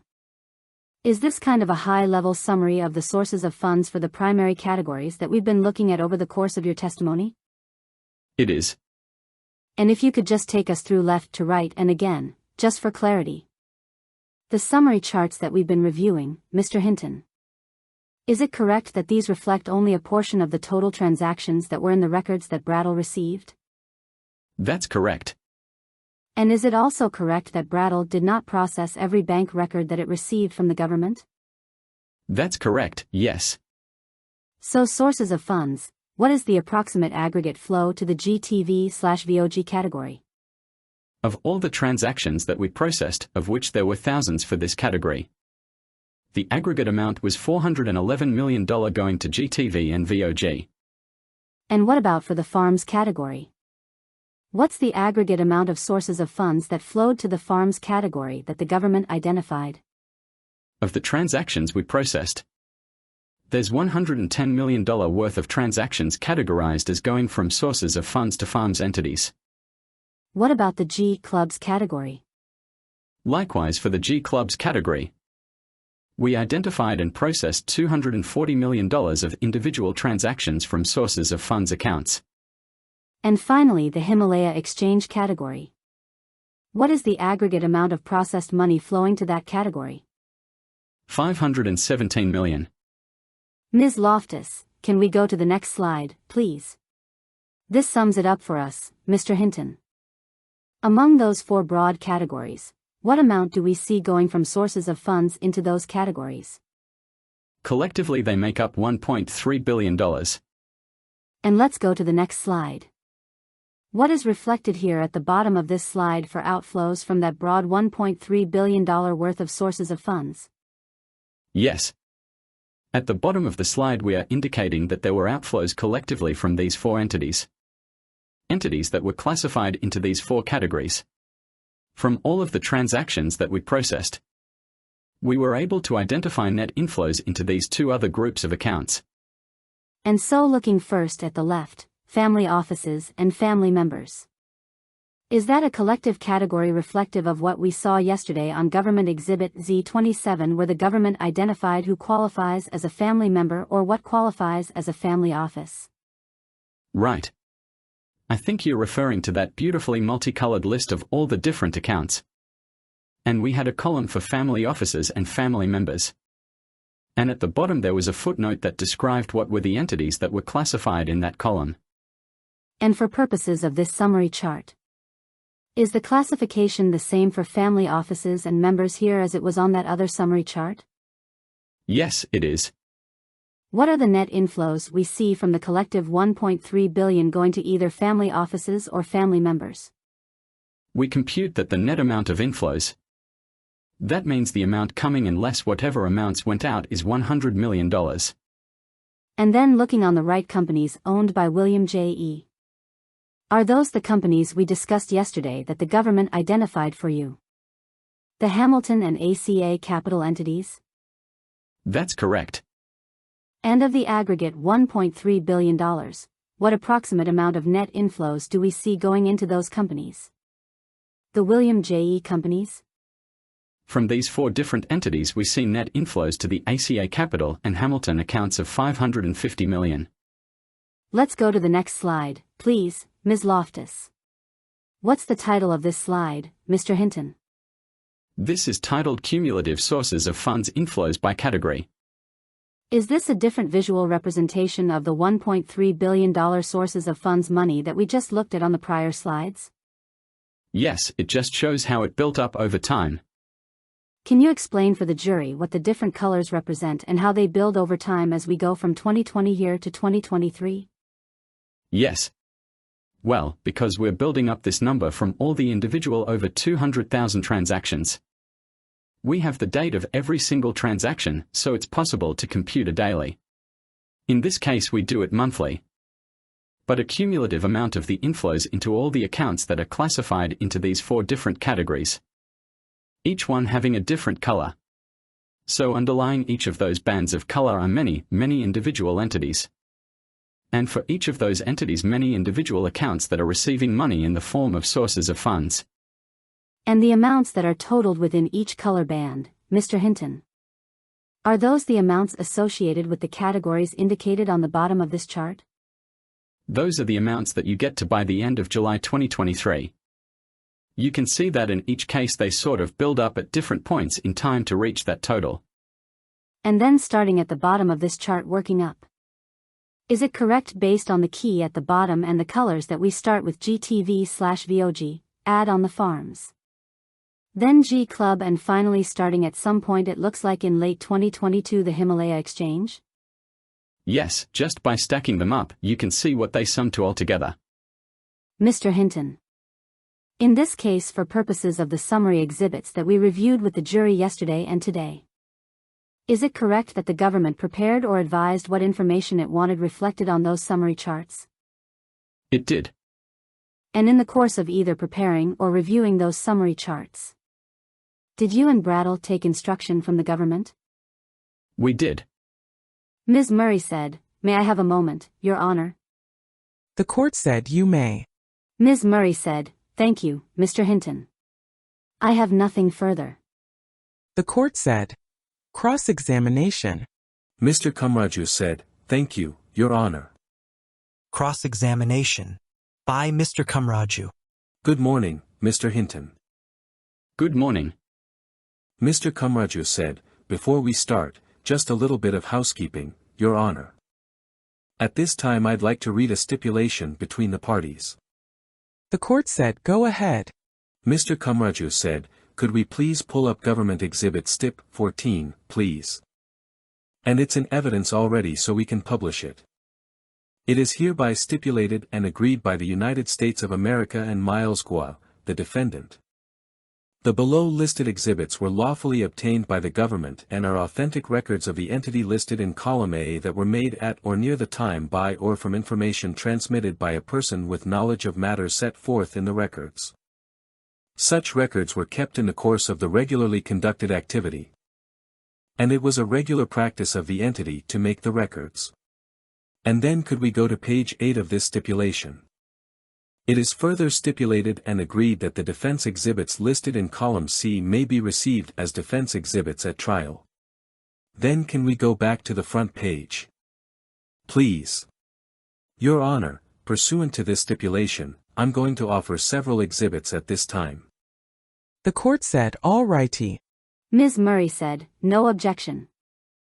Mr. Kumraju said, so the defense offers DX 11124 through 11129, DX 11255, DX 11432 through 11436, DX 10299 through DX 10301, DX 13005 through DX 10329, DX 10526. DX 10528 through DX 10530, DX 10551 through DX 10562, DX 10564 through DX 10577, DX 11299 through DX 11300, DX 11302, DX 11304 and DX 11305, DX 11485, DX 11486 through DX 11488, DX 11489, DX 11491 through DX 11492, DX 11548 through DX 11549, DX 11552 through DX 11553, DX 11562 through DX 11570, DX 10430 through DX 10457, DX 10960 through DX 10971, DX 11073 through DX 11078, DX 11110 through DX 11121, DX 11493 through DX 11506, DX 10007, DX 10531, DX 10606 through DX 10626, DX 10008 through DX 10010, DX 10330 through DX 10356, DX 10578 through DX 10605, DX 11256 through DX 11257, DX 11281, DX 11517 through DX 11526, DX 11572 through DX 11573, DX 11581, DX 11585, DX 10357 through DX 10359, DX 10627 through DX 10631, DX 10972, DX 10013, DX 10017 through DX 10028, DX 10360 through DX 10373. Counsel conferred. Mr. Kumraju said, if it will speed it along, Your Honor, I'll offer every exhibit in column C of the stipulation. The court said, they are admitted.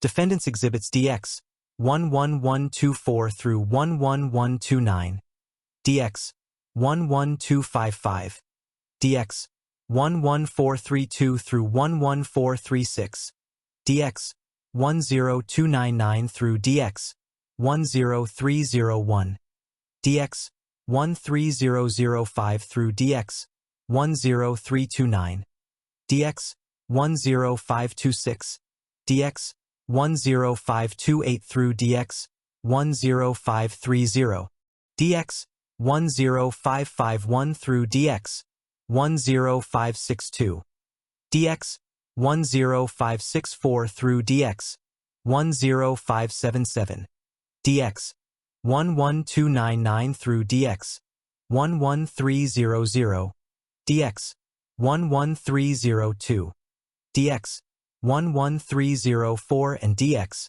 11305, DX 11485, DX 11486 through DX 11488, DX 11489, DX 11491 through DX 11492, DX 11548 through DX 11549, DX 11552 through DX 11553, DX 11562 through DX 11570, DX 10430 through DX 10457, DX 10960 through DX 10971, DX 11073 through DX 11078, DX 11110 through DX 11121, DX 11493 through DX 11506, DX 10007, DX 10531, DX 10606 through DX 10626, DX 10008 through DX 10010, DX 10330 through DX 10356, DX 10578 through DX 10605, DX 11256 through DX 11257, DX 11281, DX 11517 through DX 11526, DX 11572 through DX 11573, DX 11581, DX 11585, DX 10357 through DX 10359, DX 10627 through DX 10631, DX 10972, DX 10013, DX 10017 through DX 10028, DX 10360 through DX 10373, received in evidence. Mr. Kamraju said, "Thank you." By Mr. Kamraju. Just one other housekeeping detail, Mr. Hinton, can you confirm for the jury, please? Sir, that you are not in fact a Chinese spy? Yes. Thank you. Now, Brattle was first retained by the government in the summer of 2023, correct? Yes. And Brattle has a team working on this project, right? Yes. And you were involved from the start of Brattle's engagement, correct? Correct. And over the course of that engagement, Brattle has been compensated for its work by the government? That's correct. And I believe you testified on direct you receive about $2 million, correct? Well, I think that's an estimate of the amount of fees. I'm not sure what's been collected. You're owed $2 million. As I said, I think we've accrued certain amounts of fees. That work entailed doing the fund analysis that you testified about on direct among other things. Correct? That's right. And you only learned about GTV from the prosecutors, right? Yes. You only learn about the farm loan program from the prosecutors, correct? Yes. Same with G clubs, right? Yes. And the same with the Himalaya exchange, right? Yes. Now, did you learn about Mr. Guo from the prosecutors? No. When did you first hear of him? When the government contacted us. Your testimony today was about summaries you prepared of evidence in this case, right? Yes.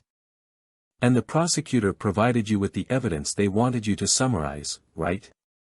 They provided us with a large number of documents at the beginning we had to sort of identify. And then they selected certain of those for us to put onto certain charts.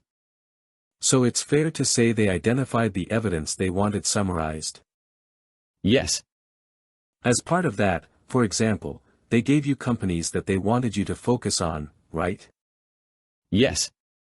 Same with the bank accounts, they gave you those too, right? Yes. And they told you what kind of charts they wanted, right? That's right. And they instructed you to make changes to those charts, right? Yes, additions, yes, adjustments. Additions, subtractions, modifications, all kinds of changes, right? Yes. You also testified that you have been working in earnest on this project I think since the start of the year. Is that right? That was the more intensive period, yes. So even though Brattle has been retained for more than a year, it's true that the prosecutors were directing changes to your chart through last night, correct? Yes. I want to talk just a little bit about the process. So you testified I think on direct about the process that Brattle uses to analyze data, right? A little bit, yes. Not the entire process, but just a little bit, right? Yes.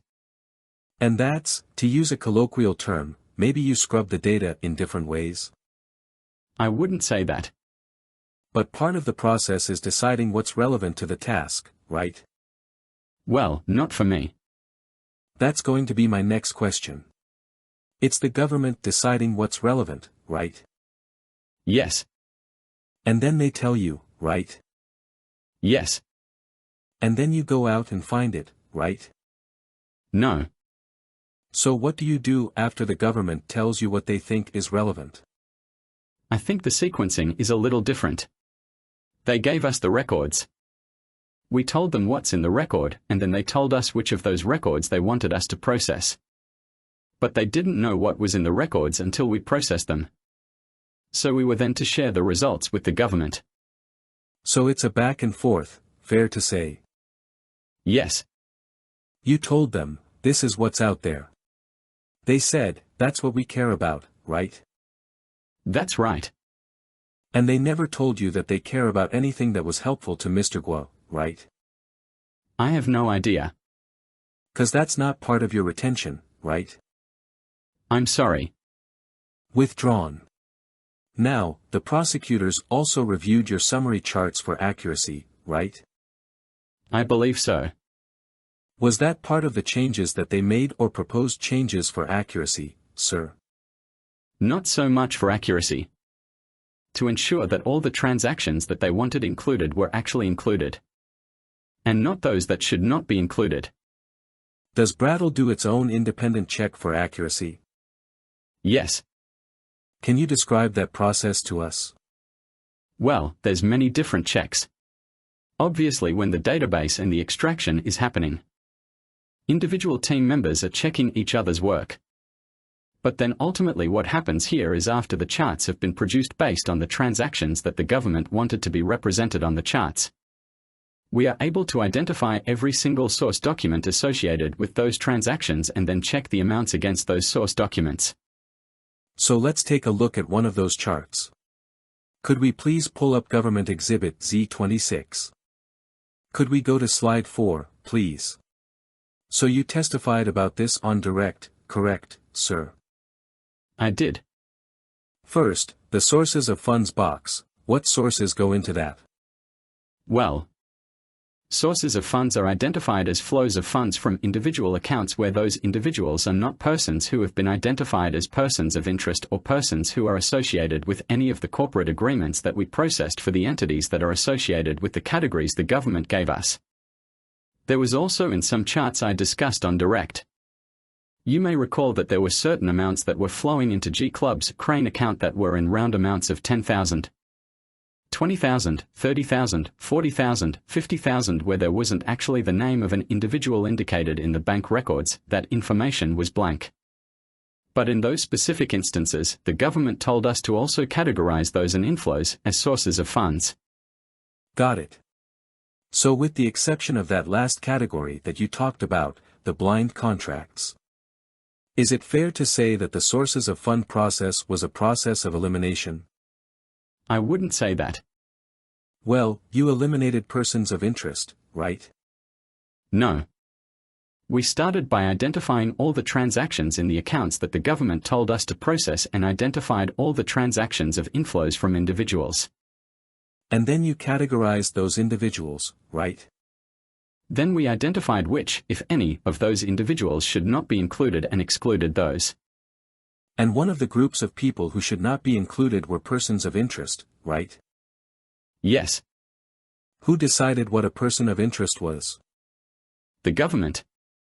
Can you give me an example of who some of the people are who are in the persons of interest category? That would be the persons who were showing up in family members category or the defendant, for example.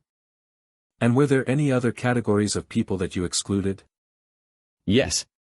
As I said, there were persons who were identified as signatory or counterparties in service agreements and other contracts between the entities that were in the various categories that were in my summary charts. And those are service agreements that were identified to you by the government? Yes. One of the assignments the government gave us. Actually, our first assignment was to review various different types of agreements, including the farm loans that we discussed on my direct. There was a detailed list of those loans. Those were actually individual loan documents, and those were among some of the agreements that we processed. So the farm loan documents that you testified about on direct, they were signed by the lenders, correct? Yes. But not the borrowers, right? Yes. Did you exclude the lenders from the sources of funds? No, just the persons who were associated with the entities that are in each of these farms, GTV, Himalaya, etc., categories. So there's further selection within the idea of the counterparties on the agreements, right? Yes. So anybody who is a party to an agreement who's working for one of these entities or signing on behalf of one of these entities. Not a person who is providing sources of funds. Did you discuss with the prosecutors why they focused on these particular sources of funds on slide 4? No. So you have no idea what the import of this slide is in term withdrawn. That's a bad question. I apologize. Let's just look at the VOG box on the left. You see that? Yes. The date range on that is from April 2020 to October 13, 2020, correct? Yes. Have you ever heard of the GTV private placement? I think I've seen references to a private placement in the documents. Could we pull up GXC 63T alongside this exhibit, please? So on the left is the translation of a June 2020 broadcast. Could we just blow up or highlight the line that starts? It's almost in the first bucket there. Can you just read that, Mr. Hinton? It's almost 12 o'clock noon on June 2nd. Can we go to page 7 and highlight the line when you get there, GTV is now? It's in the fourth box down. Can you read the part of that sentence that starts, GTV is? GTV is now starting to be legal. You would agree with me, sir, that June 2nd, 2020 is earlier than October 13th, 2020? Yes. And you would agree with me that if you expand the scope of the date range that you're looking in, that could include more money flows. Correct? Yes. We can take that down. Can we put up GXC 26 again, same slide? Let's look in the middle box. The one that says Soraka. You see that? Yes. What's the date range for that $286 million? February 22nd, 2019 through July 3rd, 2020. Could we just pull up alongside of GXBK 5, please, alongside it?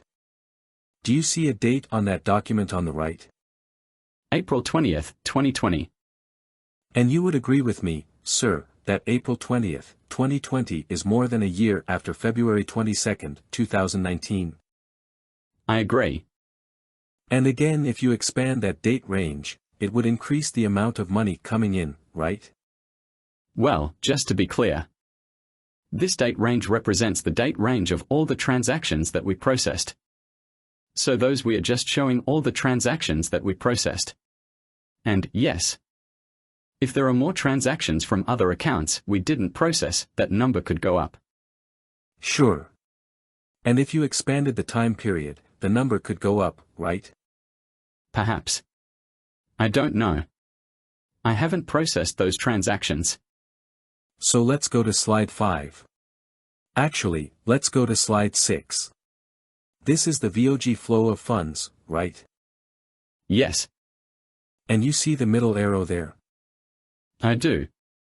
That's $17.3 million, right? Yes. And the date range there is March 12, 2018 through May 12, 2020, right? Yes. Again, that's more than 2 years from the private placement start date, correct? Based on your representation of when that date was, yes. Based on the document that I had, you read the April 20th date, right? Yes. And then, if we look to the box to the right of that, that goes to Voice of Guo Media, right? Do you see that? Yes. And that's $2 million. I'm a little confused as to which arrow you're referring to. So maybe can you help me out? The middle box there, the one for La Friends that has WFB 1005. You see that? Yes. Correct me if I'm wrong.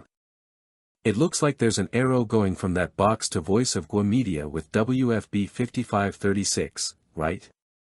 Yes. And that arrow reflects a fund flow of $2 million over the period of time between July 11, 2019 and May 5, 2020, correct? Yes. And July 11, 2019 is several months before April 20, 2020, correct? Yes. Let's look at slide 15. Let's just start at the top left there. So you see all those, I think you call them dark blue boxes? Yes. Those are associated with G clubs, withdrawn. Those reflect bank accounts associated with G clubs operations, LLC, correct? There's also another blue box for a different G Club entity. So let's start with the ones at the top, the 4 at the top. Those are all G clubs operations, right? Yes. And the way that you're able to associate them with G clubs operations is because all of those accounts are in the name of G clubs operations. Right? Yes. And so the same is true with the other dark blue box that is in the name of G Club International Limited. Correct? Yes, the Mercantile 0103 account is G Club International Limited. Another way to represent what's going on at the top, instead of having 4 boxes. You could just have one representing G Club operations, correct? Yes. But the prosecutors asked you to have 4, right? Yes. Now, the same is true if we go over to the light blue boxes on right. Do you see those? Yes. Those are all for Crane Advisory, right? That's correct. And again, you were able to associate those with Crane Advisory because all of those accounts are in the name of Crane Advisory. Right? That's right. So you could have collapsed those 6 boxes into one, right? In theory, yes. But they didn't want you to do that, right? They instructed us on the format of the chart. So now let's look at the yellow boxes down at the bottom. Do you see those? Yes. Now, the yellow boxes down at the bottom. Almost all of them are associated with something called Hamilton, right? Yes. There's one that's not, that doesn't have the word Hamilton in the box, right? Yes, there's a Himalaya International Clearing account. Who told you to put that box in yellow? The government. So again, all of the Hamilton accounts, the ones that are actually labeled with Hamilton. You are able to associate those with Hamilton because they're all in Hamilton's name, right? Yes, there's 5 Hamilton Opportunity Fund and 1 Hamilton Digital Assets. Now I'm just going to pick one at random. The Crane Advisory account that receives $59.5 million between November 23, 2020 and April 1, 2021, you see that at the top. Yes. CIT is Citibank, right? Yes. Citibank is a U.S. bank, right? Yes. Almost all the banks represented on this slide are U.S. banks, right? Most of them, that's right. In fact, of the, I don't remember, the 600 bank accounts that you analyzed roughly. The hundreds of bank accounts that you analyzed roughly, almost all of them were U.S. bank accounts, right? Well, there's Swiss accounts. That wasn't my question. I asked you almost all of them. The majority were U.S. bank accounts. Just staying on this for a second, let's look at the top left. And I'd like to just circle the 52.2 million from G Club operations to G Club operations, that's at the top left box. Can we circle that 52.2, please?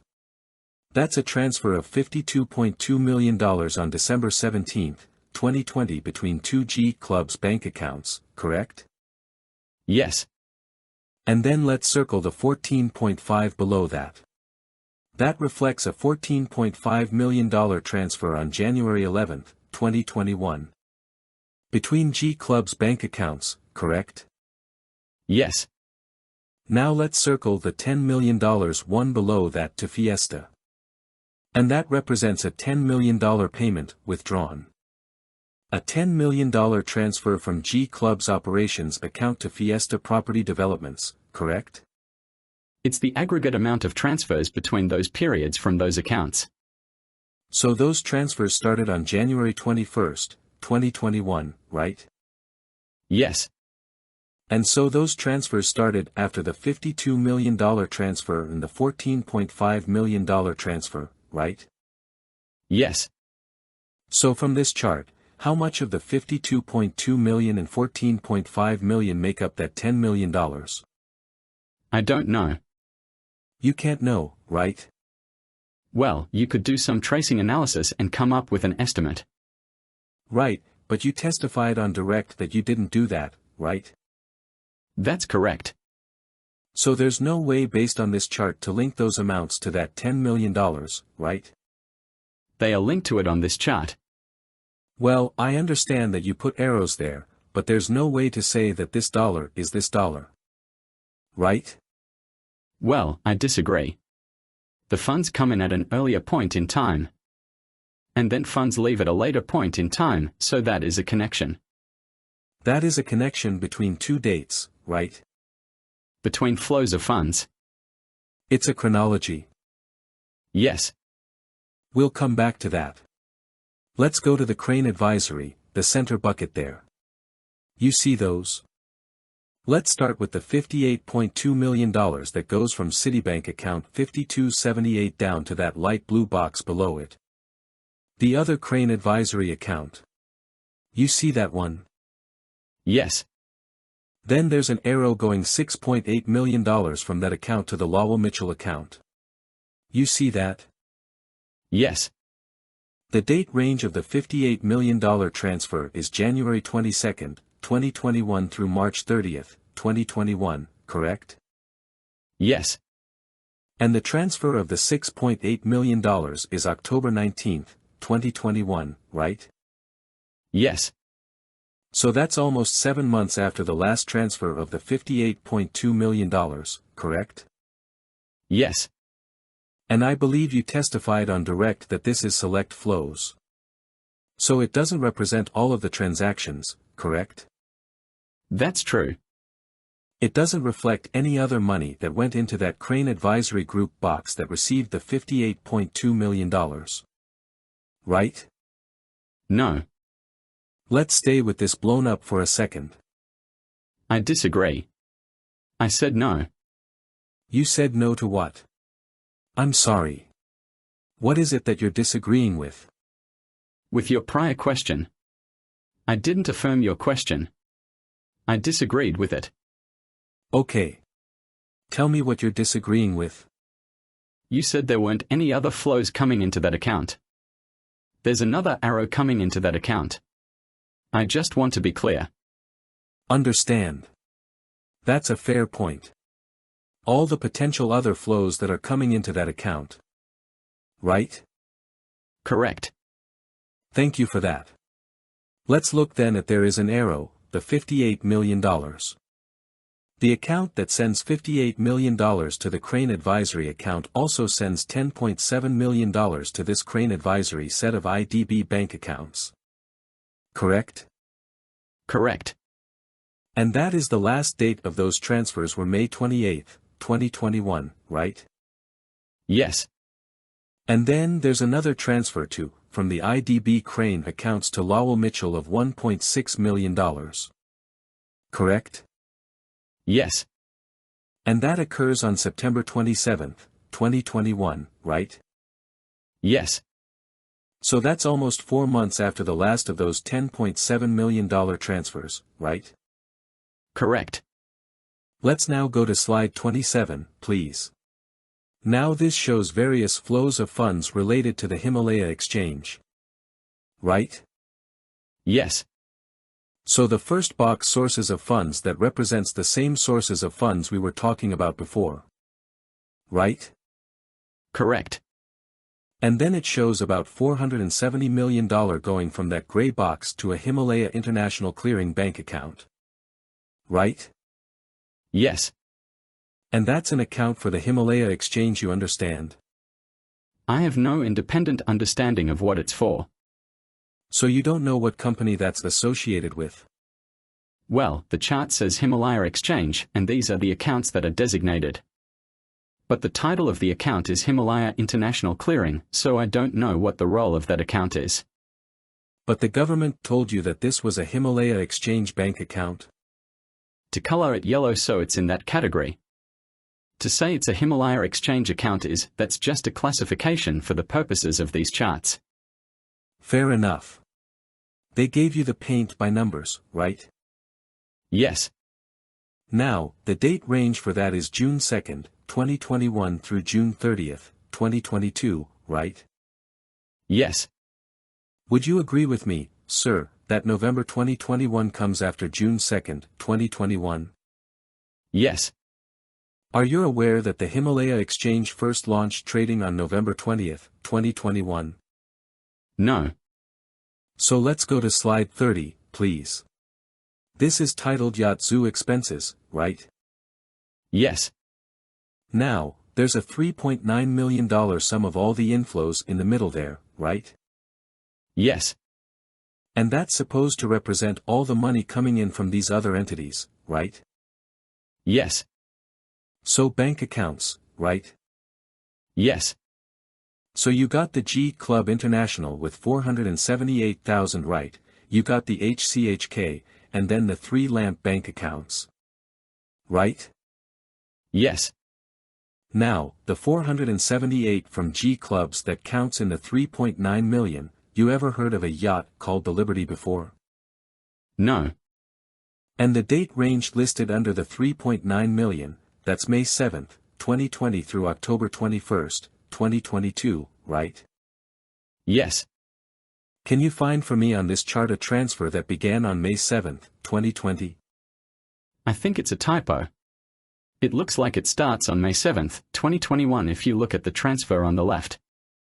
That's the Lamp Capital one, right? Correct. The prosecutors didn't ask you to include any transfers to Yatsu from 2020, right? These are the flows they selected to present on the chart.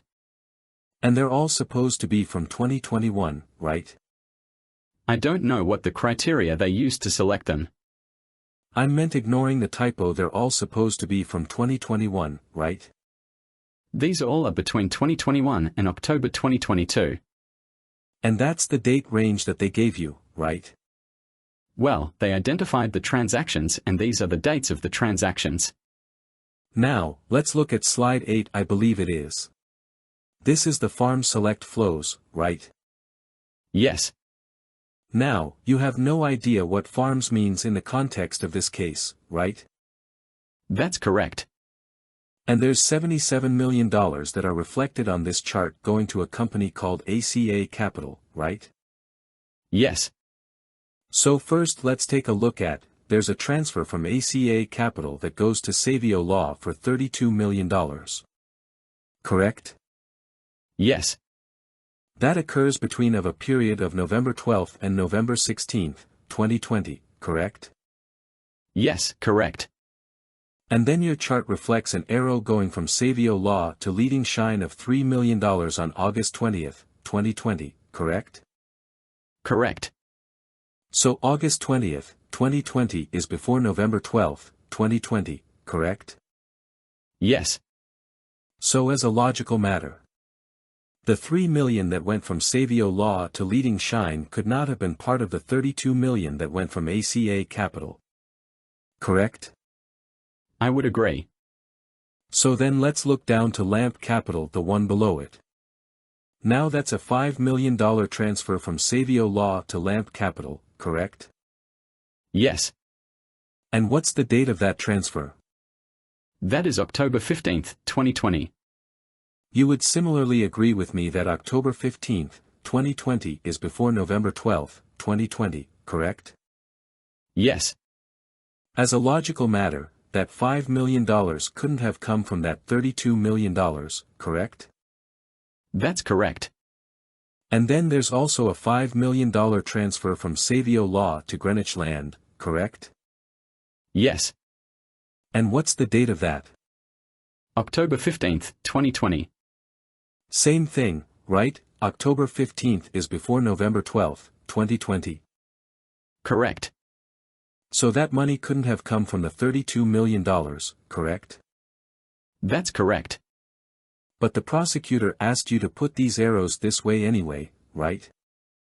I don't know what you mean by anyway. These arrows reflect transactions that are represented accurately on the chart. They represent transactions that happened, right? Yes. Now, there's another box all the way up in the top left. Do you see that? Yes. It says other inflows. You see that? Yes. What are other inflows? Well, it's other sources of funds, other transfers into the ACA Capital account that aren't otherwise represented on this chart. So from sources other than farms. You met with the prosecutors this past Saturday, correct? Yes. June 20th, right? I believe that was the date. And during that meeting you discussed this slide? I don't remember which of the slides we discussed on Saturday versus Sunday versus Monday. Now, prior to that meeting, there was a version of this slide that didn't have the other inflows on it. Correct? Probably, yes. And after your meeting, and you told the prosecutors that there were these other inflows, right? I don't remember whether that was something I said. So can you tell me the process by which the other inflows box got added to this slide? Well, the prosecutors asked that we add it to the slide.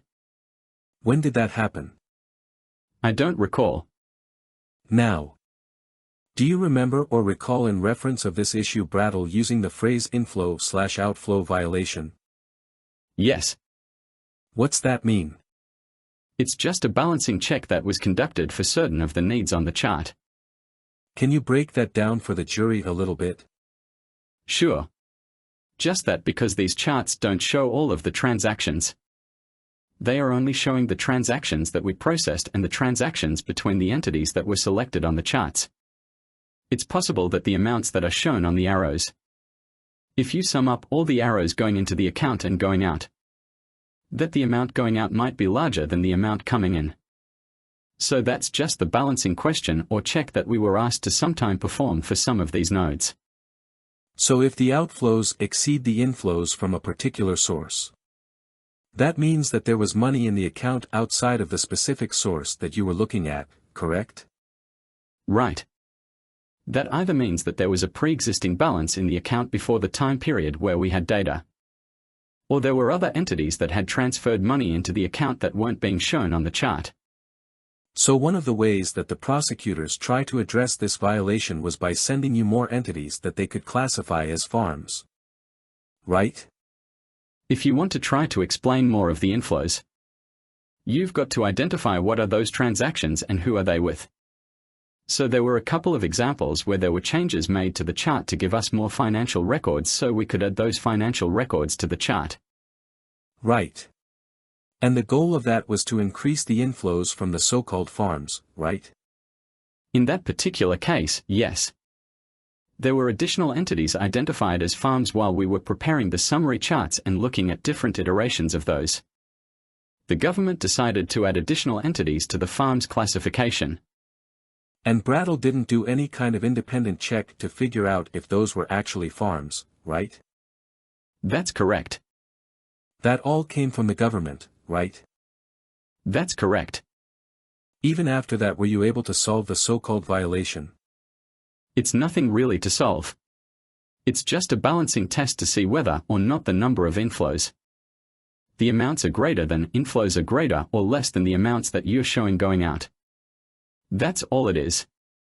And is it fair to say that the fact that there's this other inflows box means that the farm inflows did not account for all of the money that came out of the ACA capital account?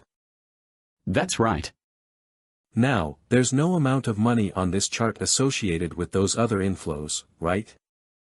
That's right. So the chart doesn't tell the jury how large those inflows are, right? That's right. There's no dates associated with it, right? That's right. There's no date range, right? That's right.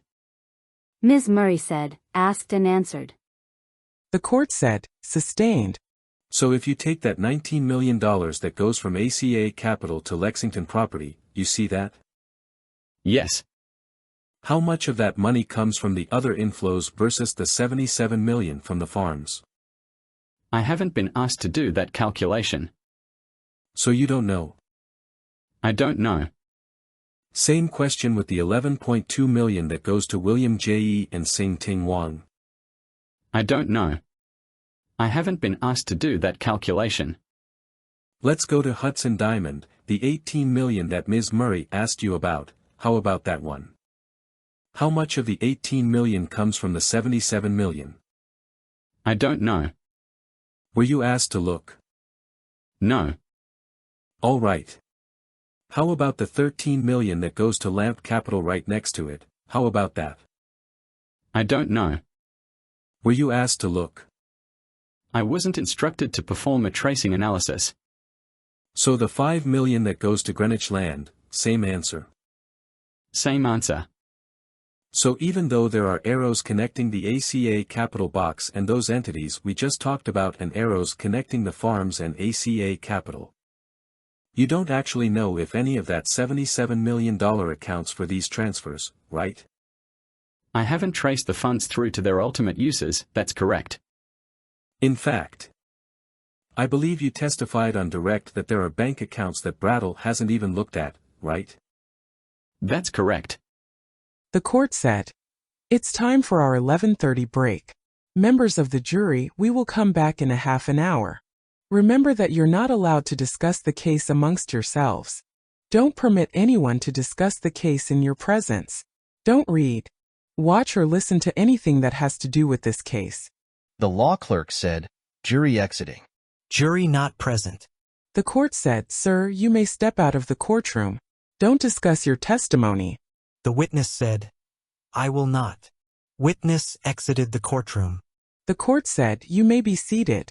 Is there anything before we return at noon? Ms. Murray said, one brief matter to raise, Your Honor. With respect to certain of Mr. Kumraju's questioning. In particular relating to the ACA capital account at First Abu Dhabi Bank. This is on slide 8 of the exhibit we were just looking at. Mr. Kumraju pursued a line of questioning about this category reflected on the summary chart that is listed as other inflows where there's no date range or dollar amount associated with that. As the court and Mr. Kumraju are both aware, the First Abu Dhabi Bank account records were a part of the government's collected evidence in this case. They were used in the course of the government's financial analysis over the period of several years. Ultimately, the court excluded those from being admitted because of the issues we had with the Arab Emirates not giving us the certification that we could use to introduce those into evidence. But they are very corroborative of the flows that are on this chart. The government, consistent with the court's order, stripped out any sourcing from any of those records. So we redid all of the financial analysis not tied to those records, but instead tied to counterparties' records. As a result, the numbers went down on the summary charts, and that's fine. That's been covered with Mr. Hinton on his direct. But this is not fully inclusive of all of the flow of funds we see. And again, that's because the government, consistent with the court's order, did not rely on those records. But for Mr. Kumraju to imply very strongly with the witness here that this other inflows category was suggested by the government in what he appears to be suggesting an apparent effort to manipulate the summary of the financial flows. Your Honor, we would submit that opens the door, and we can question Mr. Hinton on redirect whether he did receive First Abu Dhabi Bank account records from the government, and whether the transactions reflected therein are consistent with the information on these summary charts. And we can establish that he did not rely on those for purposes of the total amounts reflected on the charts. But we would like to acknowledge their existence as a way of explaining the purpose of this other inflows category now that the door has been opened by Mr. Kumraju. The court said, "Well, how do you explain the absence?" Ms. Murray said, "The absence of what, Your Honor?" The court said, "References to that bank?" Ms. Murray said, "Well, there are references to the bank because we have represented the transactions as they were established and sourced through the counterparties. So we have up slide 8 of Government Exhibit Z26. You can see the ACA Capital FAB account. That's the First Abu Dhabi Bank account, and I think Ms. Loftus is pulling that up. To the extent that there are transfers that are indicated here, we show, if we could zoom out, Ms. Loftus, and show more of the context there. To the extent there are transfers that are shown flowing out from that account. That's from the accounts that are referenced here, the government exhibit cited in the appendix to this chart. I think with respect to the absence, it could just be a question to Mr. Hinton.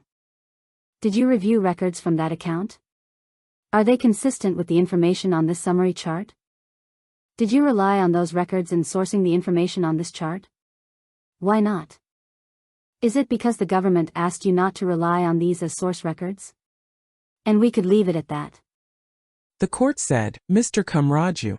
Mr. Kumraju said, "A couple of points, Your Honor. Number 1, Mr. Hinton is a summary witness. He can only summarize or speak to evidence that's admissible and admitted in the record. Your Honor has already decided that the First Abu Dhabi Bank account is not admissible. They chose to present a chart that tried to link those funds to these transfers without the necessary evidentiary link. I was entitled to point that out. They've been on notice of this issue since Your Honor decided. These charts all come after that. On top of that, Your Honor, the concept that they would say, well, you had these records. You reviewed them. They corroborate it. Would necessarily open the door to us being able to say, in fact. The court found that those records were not reliable enough to be entered into evidence in this case. And those records were hearsay, and that the government had failed to authenticate them. So I don't understand how the government can refer to evidence that's not been admitted at trial simply because I attacked their summary chart and the material that they had. He still, and I circle back to my original point, a summary witness by rule has to testify to evidence that is in. That has been admitted. And Your Honors already ruled on this issue. They didn't have to present this chart this way. That was their choice. The court said, "Ms. Murray." Ms. Murray said, "Your Honor, I think at this point what we're facing is Mr. Kumraju has created a Rule 403 problem. To the extent that the court doesn't want the government to explore this line of questioning with Mr. Hinton. I guess we understand that. It does seem like a strategy in play by the defense to exploit the court's ruling with respect to the ACA capital records in particular, which, as we indicated in the briefing leading up to trial, are extremely important records for the purposes of the flow of funds. We did summarize the flow of funds using other admissible exhibits from other accounts that we collected. But that's accurately reflected on these charts. However, to continue going down this line of questioning, knowing what the parties know and the court knows about those records and the status of those records risk prejudicing the jury and confusing the issues. At kind of the bottom, the government would ask that the court request that Mr. Kumraju move on from this line of questioning. Mr. Kumraju said, "I'll just say this, Your Honor. It is very emphatically the defense's strategy to point out the lack of evidence in the government's case. To the extent they are concerned about that, that is our strategy. Here, we are pointing out the fact that they do not have admissible evidence to link these bank flows, which is directly responsive to their attempt to say that this money was misused on Mr. Guo's family. The fact that they were not able to authenticate that record does not create a 403 problem. And my ability to attack that is fundamental to presenting a defense. I've never heard of a case where undermining the government's evidence creates a 403 issue. And there's no prejudice to the jury, as Ms. Murray said. The jury can understand what's going on. They can make arguments about the tracing if they want. But the jury is the one who gets to decide that. They don't get to say, well, Mr. Kumraju shouldn't pursue questions that show a weakness in our case because we know about inadmissible records. I know about inadmissible information also that I would love to refer to in Mr. Guo's defense. But I can't do it because it's not admitted into evidence. The court said, so I am not going to permit the government to go into these Abu Dhabi records. Mr. Kumraju said, thank you, Your Honor. The court said, that's it. Recess. Afternoon session 12 p.m. The court said, please have the jurors brought in. Jury present. The court said, please be seated. Sir, remember that you're still under oath. The witness said, yes. The court said, you may continue the inquiry. Mr. Kumraju said, all right. Could we have those two exhibits back up, or I think we were looking at GXC 26 when we broke. Please. Slide 8. By Mr. Kumraju. Okay. Now just go through this slide quickly. The Savio Law account you looked at before with Ms. Murray, you remember that? Yes. Okay. That was a U.S. bank account, correct? Yes. Okay. The IDB account for HCHK Technologies, U.S. bank account, correct? Yes. The IVB account for Leading Shine, U.S. bank account, right? Yes. All the Lamp Capital bank accounts, U.S. bank accounts, right? Yes. Same with the Greenwich Land account, right? Yes. Same for the signature accounts reflected for Lamp Capital. Yes. Same for the IDB accounts, correct? Yes. And the same for the DCB account, correct? Yes. For Lexington Property. Yes, I believe so. Mr. Kumraju said, now could we pull up alongside this exhibit GXZ27, please? All right. So Ms. Murray took you through this. Do you remember that? I do. Okay. So on GXZ27, which is on the right side, the total number of accounts that Brattle identified was 681 accounts, correct? Yes. Processed accounts, 450, right? Yes. Okay. So that means that, is processed and analyzed the same subset? Well, it depends on what you mean by processed and analyzed. Analyzed sometimes we think of as including the processing, right? That's part of the analysis in a broad sense. Okay. I guess what I'm trying to ask, sir, and maybe doing it inartfully, is, the 450 accounts that are reflected there. Those are ones that Brattle actually looked at and reviewed and attempted to provide evidence on. Sorry. Withdrawn. Those are accounts that Brattle actually reviewed and kind of dove into, the 450. Right. Those are the ones that we extracted the transaction data from, put them in the database. And that was the starting point for various exhibits that were developed for testimony. But not all of the transactions and accounts that are in the database end up in the exhibits. Got it. Understood. Thank you, sir. That's helpful. So then the 231 that's reflected there. Those accounts never made it to the database, right? We did not process those, that's correct. Okay. So no data from those 231 bank accounts is reflected in the summary chart anywhere, right? That's correct. And it's not reflected in any of the summary charts that you've testified about today other than this little entry that we're looking at. Right? Correct. So the chart reflects, withdrawn. Mr. Kumraju said, we can take GXC27 down. And I'd like to put up DX10339 alongside, which is in evidence, so we can publish it. Please. Okay. Can we go to page 3, please? Okay. Do you see at the bottom there, 3 transfers, May 2nd? Yes. Mr. Kumraju said, okay. Actually, I'm sorry. Can we zoom out real quick? I think it would be helpful to establish the date. Do you see the line service charge summary? Can you read that, please? Mr. Kumraju said, maybe we can highlight it. Yes. Service charge summary from April 1st, 2018 through April 30th, 2018. So that's the period of this bank statement, correct? Yes. Okay. And now let's look down at those transfers. You see the ones from May 2nd? Yes. Okay. So that's $300,000 over the course of those 3 transfers, correct? Yes. And who were those transfers from? They are from ACA Capital. Mr. Kumraju said, okay. And let's zoom back out. And let's go to the top. And let's see whose bank account this is. Please. Do you see Golden Spring, New York, there? Yes. Okay. That's the bank account holder, correct? I believe so. All right.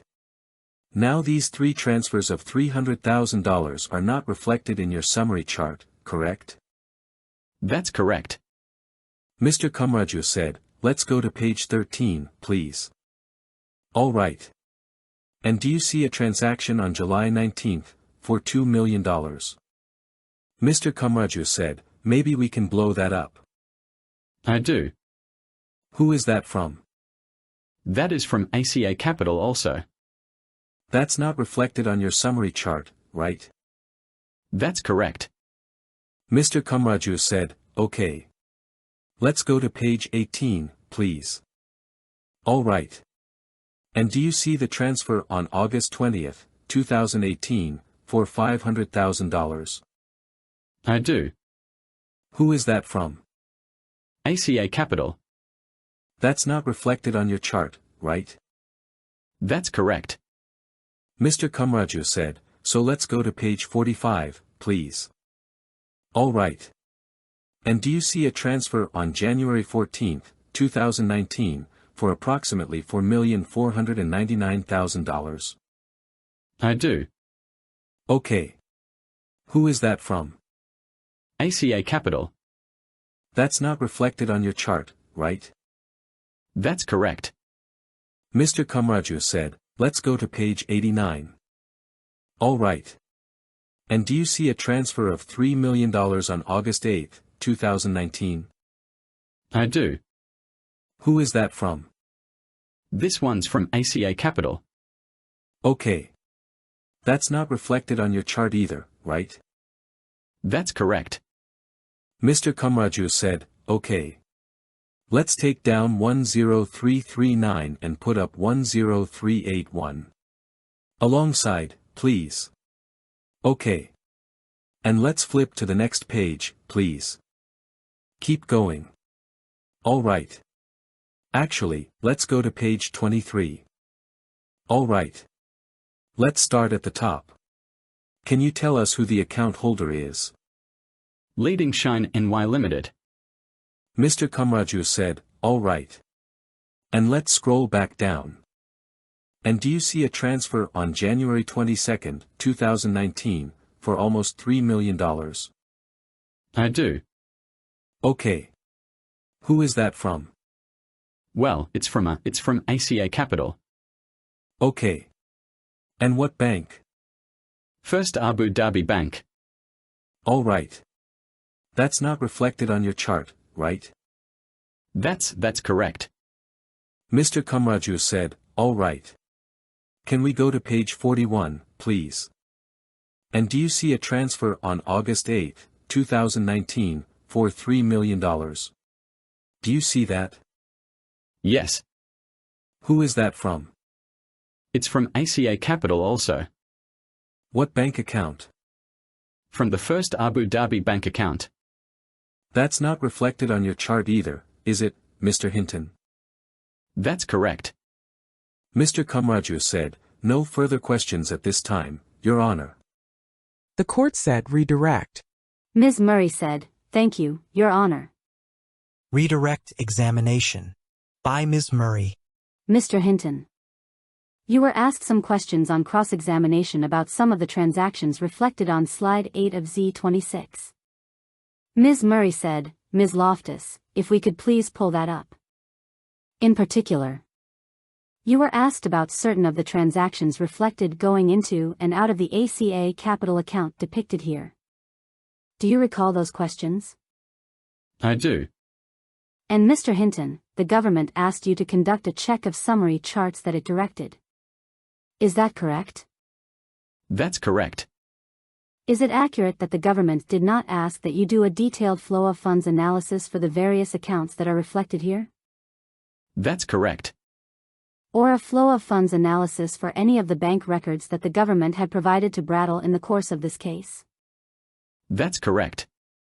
Looking at the outflows from the ACA capital account. Those numbers flowing out to the various different entities' bank accounts, are those accurate? They are. Ms. Murray said, Ms. Loftus, if we could now go to slide 12, please. There is a subset, kind of a zoom-in view of the prior chart, is that correct? That's correct. So for example, the flows. The collective flows of $29 million from the ACA capital account to these LAMP capital accounts.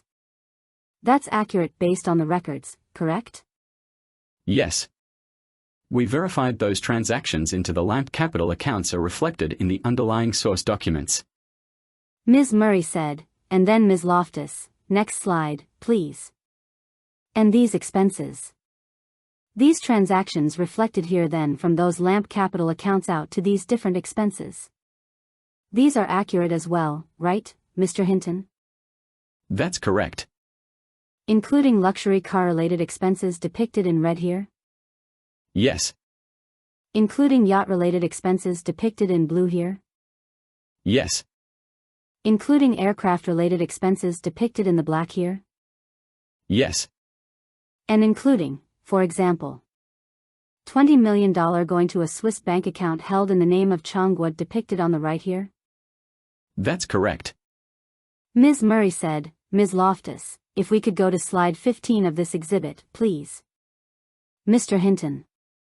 Mr. Kamraju asked you some questions about the different boxes that are depicted on this summary chart. Do you recall those questions? I do. In particular, for example, he asked you whether the government had requested that the Crane Advisory Group boxes on the right, in the light blue, be reflected in separate boxes rather than aggregated into one. Do you remember that? I do. Looking at those Crane Advisory Group boxes, let's start on the top left. What bank account does that reflect? The top left is a Citibank account, Crane Advisory account, 5278. And then tracing to the right, what bank does the next one, the 5522 account, reflect? It's at Signature Bank, 5522. Going right again, what bank is reflected by the third box? It's a different bank again, it's Capital One, 0887. Let's go now, middle at the left, there are a series of MSS accounts. What banks are those accounts in the name of Crane Advisory Group held? Morgan Stanley accounts. There's 4 of them. To the right here, IDB, what bank does that represent? I think it's an Israel Deposit Bank. So these 5 different boxes on this summary chart. Is it correct that those represent accounts held at 5 different banks in the name of Crane Advisory Group? It does. and the flow of funds depicted among and between those accounts reflected on this chart. Those are accurate, correct? They are.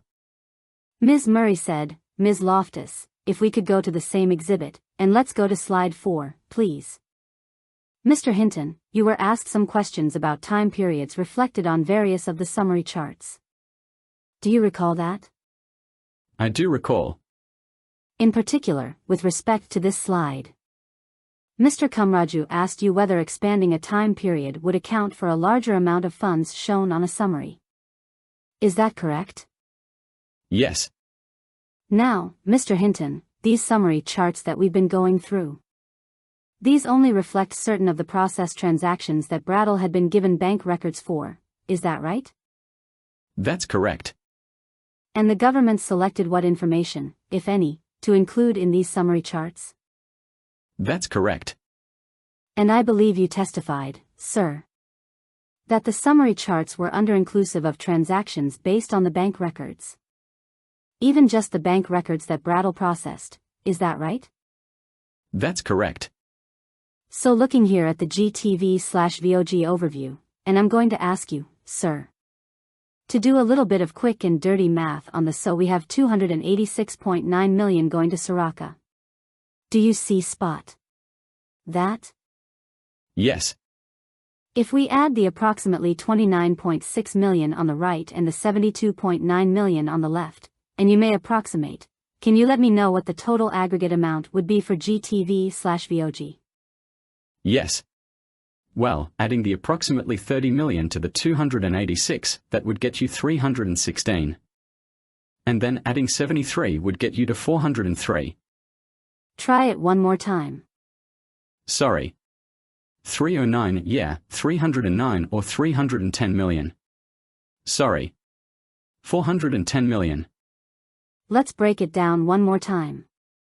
And again, I'm sorry to put you on the spot. So the 286 plus the 30 million or so gets us to 316, is that right? Yeah. Mr. Kumraju said, objection. Asked and answered. Yeah, 316, and then 72 onto 316 is 406. The court said, overruled. So fair to say approximately 400 million or so, give or take. Yes. Ms. Murray said, Ms. Loftus, can you please put up alongside this government exhibit STIP 19? Mr. Hinton, have you seen this exhibit before, on the right? On the right, no. This is a stipulation between the parties that, if called to testify, an employee of the SEC or Securities and Exchange Commission would state the following, among other things.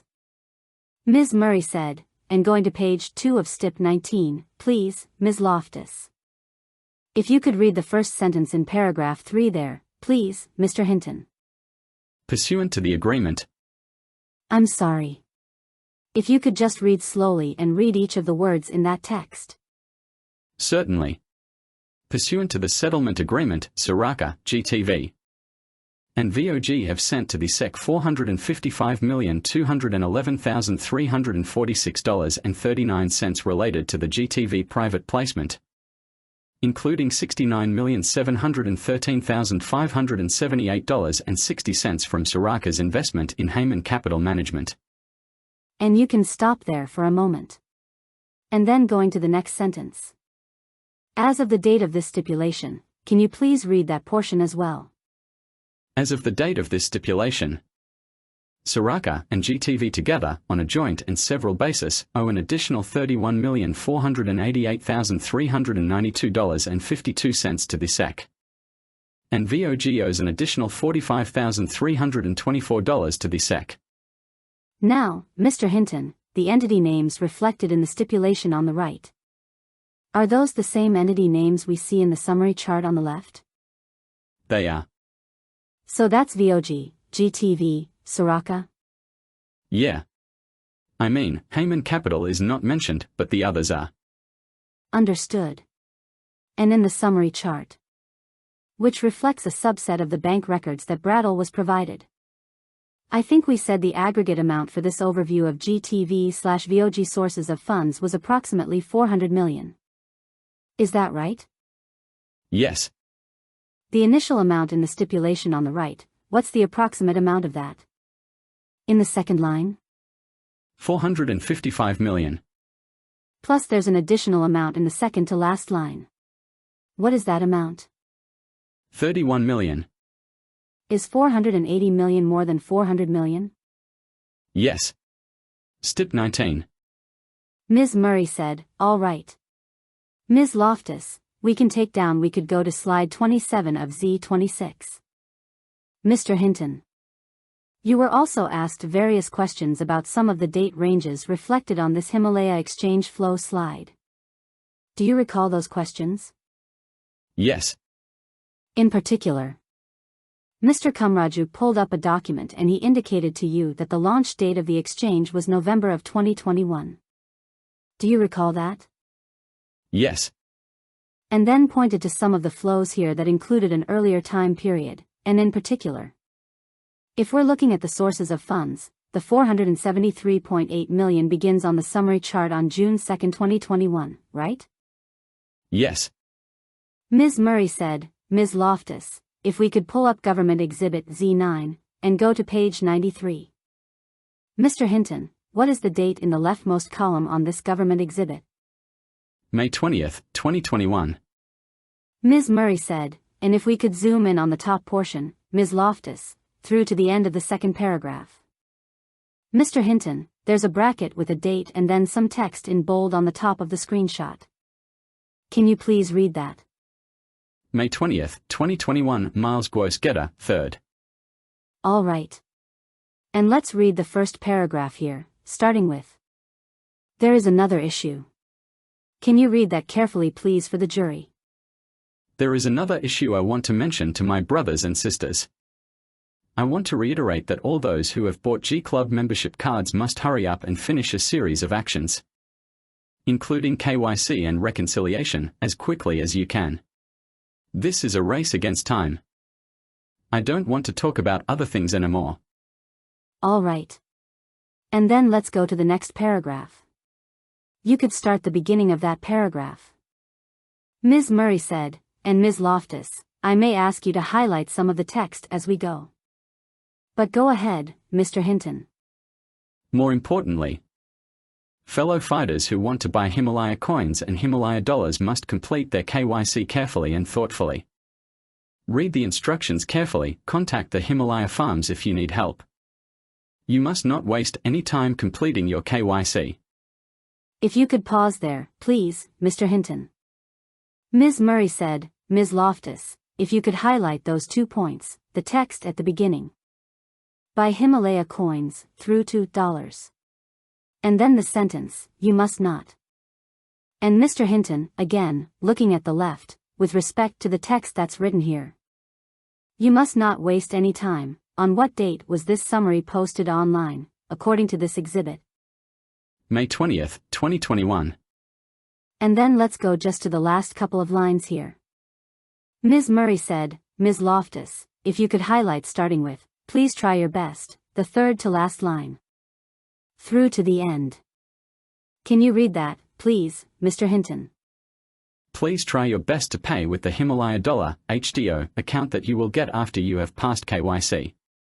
Soon you can buy G Fashion products through your HDO account. Ms. Murray said, thank you, Ms. Loftus. You can take that down. Mr. Hinton. Mr. Kumraju also asked you some questions about whether the information reflected in your summary charts is helpful to Miles Guo. Do you recall those questions? Yes. Do you know what's helpful to Miles Guo? I do not. Do you know what's helpful to the government? I do not. Do you know any of the government's other witnesses in this case? I do not. Do you know any of the government's other evidence other than materials that the government has provided to you for purposes of Brattle's work in this case? I do not. Have you been told anything about the underlying facts of this case by the government? I have not. Ms. Murray said, may I have a moment, Your Honor? The court said okay. Ms. Murray said, I'm not sure if we have this, Ms. Loftus. If not, I might request the defense pull up Defense Exhibit 10339. Mr. Kamaraju said, Jorge, do you mind pulling that up? Ms. Murray said, and we can go page 29. By Ms. Murray. Mr. Hinton, this is one of the documents that Mr. Kamaraju asked you about on cross-examination. Ms. Murray said, sorry. Maybe it's a couple of pages past. It was the $3 million transaction that Mr. Kamaraju inquired about. Sorry. Page 89, please. Thank you. All right. And if we could zoom in on the bottom portion. There are a couple of entries for August 8th. Thank you. By Ms. Murray. Mr. Hinton, you were asked questions about this $3 million, the first funds transfer that's depicted here. Do you recall those questions? Yes. And that's a wire from ACA Capital Group, is that correct? Yes. A wire into this Golden Spring account, right? Yes. Do you then see 2 lines down that there is a debit or an outgoing transaction from the same Golden Spring account? I do. And what is the amount of that transaction? It's also $3 million. And is that the same day that the $3 million came in from the ACA Capital Group? Yes, it is. Ms. Murray said, thank you so much. I appreciate it. We can take that down. Ms. Loftus, let's put up Z26. And let's go to page 33. Mr. Hinton. This is kind of the high-level summary of the flow of funds contained within this summary exhibit, is that correct? It is. And looking at the Himalaya exchange category the government identified. What is the amount of sources of funds into the Himalaya exchange account based on the processed accounts that Brattle looked at here? Yeah, grouping all of the Himalaya accounts together. The total is $517 million of inflows from sources of funds. Mr. Hinton. Are you aware that the government seized approximately $640 million from bank accounts that were held in the name of the Himalaya exchange or entities that controlled it? Including Hamilton? No. And $640 million is more than $517 million, correct? Yes. Ms. Murray said, we can take that down. Thank you. Finally, Mr. Hinton, are you aware that Miles Guo filed for bankruptcy in 2022? No. Are you aware that he reported that he had less than approximately $500,000 in assets? I do not. Are you aware that he, withdrawn? Are you aware that G Clubs purchased a mansion in New Jersey for approximately $24.5 million? Of the funds that were analyzed during the flow of funds reflected on these summary charts? Mr. Kamaraju said, object to form. I have seen. The court said, can you break that down? Ms. Murray said, sure. In the course of reviewing bank records, Mr. Hinton. Did those include bank records relating to the transfer of $24.5 million to title services and other companies? Yes. And was the source of those funds G Club's accounts? I believe so. Ms. Murray said, if I may have a moment, Your Honor. The court said, okay. Ms. Murray said, thank you, Mr. Hinton. Nothing further, Your Honor. The court said, recross? Mr. Kamaraju said, very briefly, Your Honor. Could I have Z26, please, slide 12. Recross examination. By Mr. Kamaraju. Mr. Hinton, Ms. Murray asked you about this slide on redirect, correct? Yes. And she asked you whether you'd been asked by the government to do a, I believe the phrase was detailed flow of fund analysis. Correct? I believe that's what she said. Okay. Now you weren't asked to do that, right? That's correct. And because you weren't asked to do a detailed flow of fund analysis, you can't say whether any part of that $77 million accounts for any part of that $13 million that goes to LAMP, right? Right. If you wanted to know precisely how much flowed through the accounts, you'd have to do a tracing analysis. And you didn't do that, right? I haven't done that. Mr. Kamaraju said, okay. No further questions. The court said, all righty. Thank you, sir. You may step out. Witness. Witness excused. The court said, and the prosecutor may call its next. Mr. Finkel said, the government calls Wei Chen. Witness sworn. The court said, please state your name and spell it, and speak into the microphone. The witness said, my name is Wei Chen, spelled as Weichen. The court said, so I need you to speak even louder than that so that everyone can hear you. You may inquire. Mr. Finkel said, thank you, Your Honor. Wei Chen, called as a witness by the government, having been duly sworn, testified as follows. Direct examination. By Mr. Finkel. So, Ms. Chen, further to what the judge was saying, you can just point the microphone directly actually at your mouth, so it picks up the sound, okay? Feel free to move it. You can move that top piece, so it's pointed directly at your mouth. Thank you. Ms. Chen. Where were you born? I was born in China. And when did you come to the United States? I came to the United States in 2007. Why did you come to the United States? For a master's degree. Did you obtain a master's degree? Yes. In what? Master of Business Administration. What state do you live in now? Virginia. What do you do for work? I work in a bank. I help the bank manage the risk, including operational risk, financial risk, and reputational risk. Ms. Schrofa said, I'm sorry. I didn't catch the last one. Mr. Finkel said, reputational risk. Ms. Chen, were you ever a follower of Miles Guo? Yes. Are you a follower of Miles Guo today? No. Why not? Because he's a liar, he's a fraudster. Ms. Chen, when did you first learn about Miles Guo? In 2007. 2007? Sorry. 2017.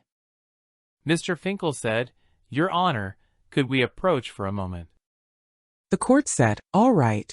Continued on next page. At the sidebar.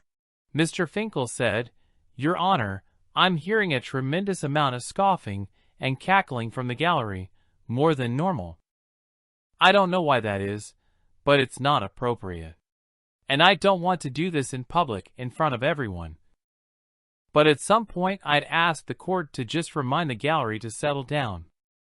The court said, I have heard the same thing, and I'm going to tell them to stop vocalizing. Mr. Finkel said, Thank you. Ms. Schrofa said, Your Honor, is the court planning to tell them in front of the jury? I would. The court said, the jury is sitting here listening to them make remarks and laugh and ridicule. Ms. Schrofa said, Your Honor, I just walked in. I have not been here all morning. So I was not focused. I actually couldn't see the person, so I was trying to get that thing down, but... Mr. Finkel said, It's happened throughout this trial. It's never been a big deal. This is to a different degree. That's why I wanted to tell Your Honor. The court said, yes. I am going to let them know that right now. I have been very upset with the way that some individuals have been chatting and making faces. Some have even come in with sunglasses on. So I am going to say something now. In open court. The court said, I'm now addressing myself to those of you who are sitting in the gallery, in the audience, on the benches. I do not want to hear laughing or any chatter. If you cannot be quiet, you will have to leave. Please go ahead. Mr. Finkel said, Thank you, Your Honor. By Mr. Finkel. Ms. Chen, you said you first learned about Miles Guo in 2017. How did you first learn about Miles Guo? My husband was listening to his YouTube videos and introduced him to me. And did you yourself start listening to Miles Guo's YouTube videos? Yes. And when did you start watching Miles Guo's videos? About end of 2018 or beginning of 2019, around that time period.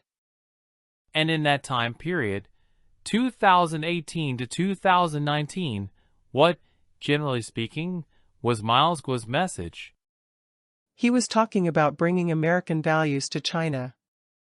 Ms. Schrofa said, "Objection, Your Honor. I think she can only testify to her understanding of Mr. Guo's message." The court said, "She can testify as to what he stated. You may continue." By Mr. Finkel. Let me raise the question. Ms. Chen, when you started watching Miles Guo's videos, what was his message in 2018, 2019? My understanding, the messaging I take away is bringing American values to China. Did you agree with that message? Yes. I want to direct your attention, Ms. Chen, to June of 2020. Around that time, did Miles Guo mention something called the GTD private placement? Yes. And did you invest in the GTD private placement? Yes. Approximately how much money? At the very beginning, approximately $200,000. What did Miles Guo say, if anything, that caused you to invest at that time, around June 2020? In the GTD private placement? Miles Guo promoted it as a very rare opportunity. He promoted it as a pre-public offering, that the followers can buy at $8 a share, and then when it goes to the public, the value would go up to 10 or 100, even 1,000. So have very large returns. He also said the GTV investment is because the GTV business would have a bright future. It would be better than YouTube, Amazon. It is not just a social media platform, it would also allow connections. Like you can buy things from Amazon.com or eBay.com. It is going to be a very powerful platform. It's going to be successful. They're going to have huge returns. Around that time, Ms. Chen, did Miles Guo say anything about whether it was risky or not risky to invest in the GTD private placement? Not at all. Only returns, huge returns, zero risk. That's what Miles Guo said. That's exactly right. And Ms. Chen, when you decided to invest in the GTD private placement, what was your understanding? Based on what Miles Guo said about how that money that you invested would be used. My understanding is that the money will be used to develop and grow GTV business, including acquiring the software, building of the structure to make the business successful, to be a competitor like YouTube, Amazon, eBay, and so on. Ms. Chen, prior to your decision to invest in the GTD private placement, had you invested very much in the stock market? No. I don't do risky investment. Why did you decide to invest in the GTD private placement if you don't normally invest in stocks? Because. Ms. Schrofa said, "Objection. That is not what she said." Mr. Finkel said, "It's a question. Why did you decide to invest in the GTD private placement if you don't normally invest in stocks?" Ms. Schrofa said, "She didn't say." The court said, "She didn't mention stocks specifically." Ms. Schrofa said, "Yes, she did, and she said she doesn't invest in risky stock." The court said, "Correct. I can clarify." Let me ask the question, if I can.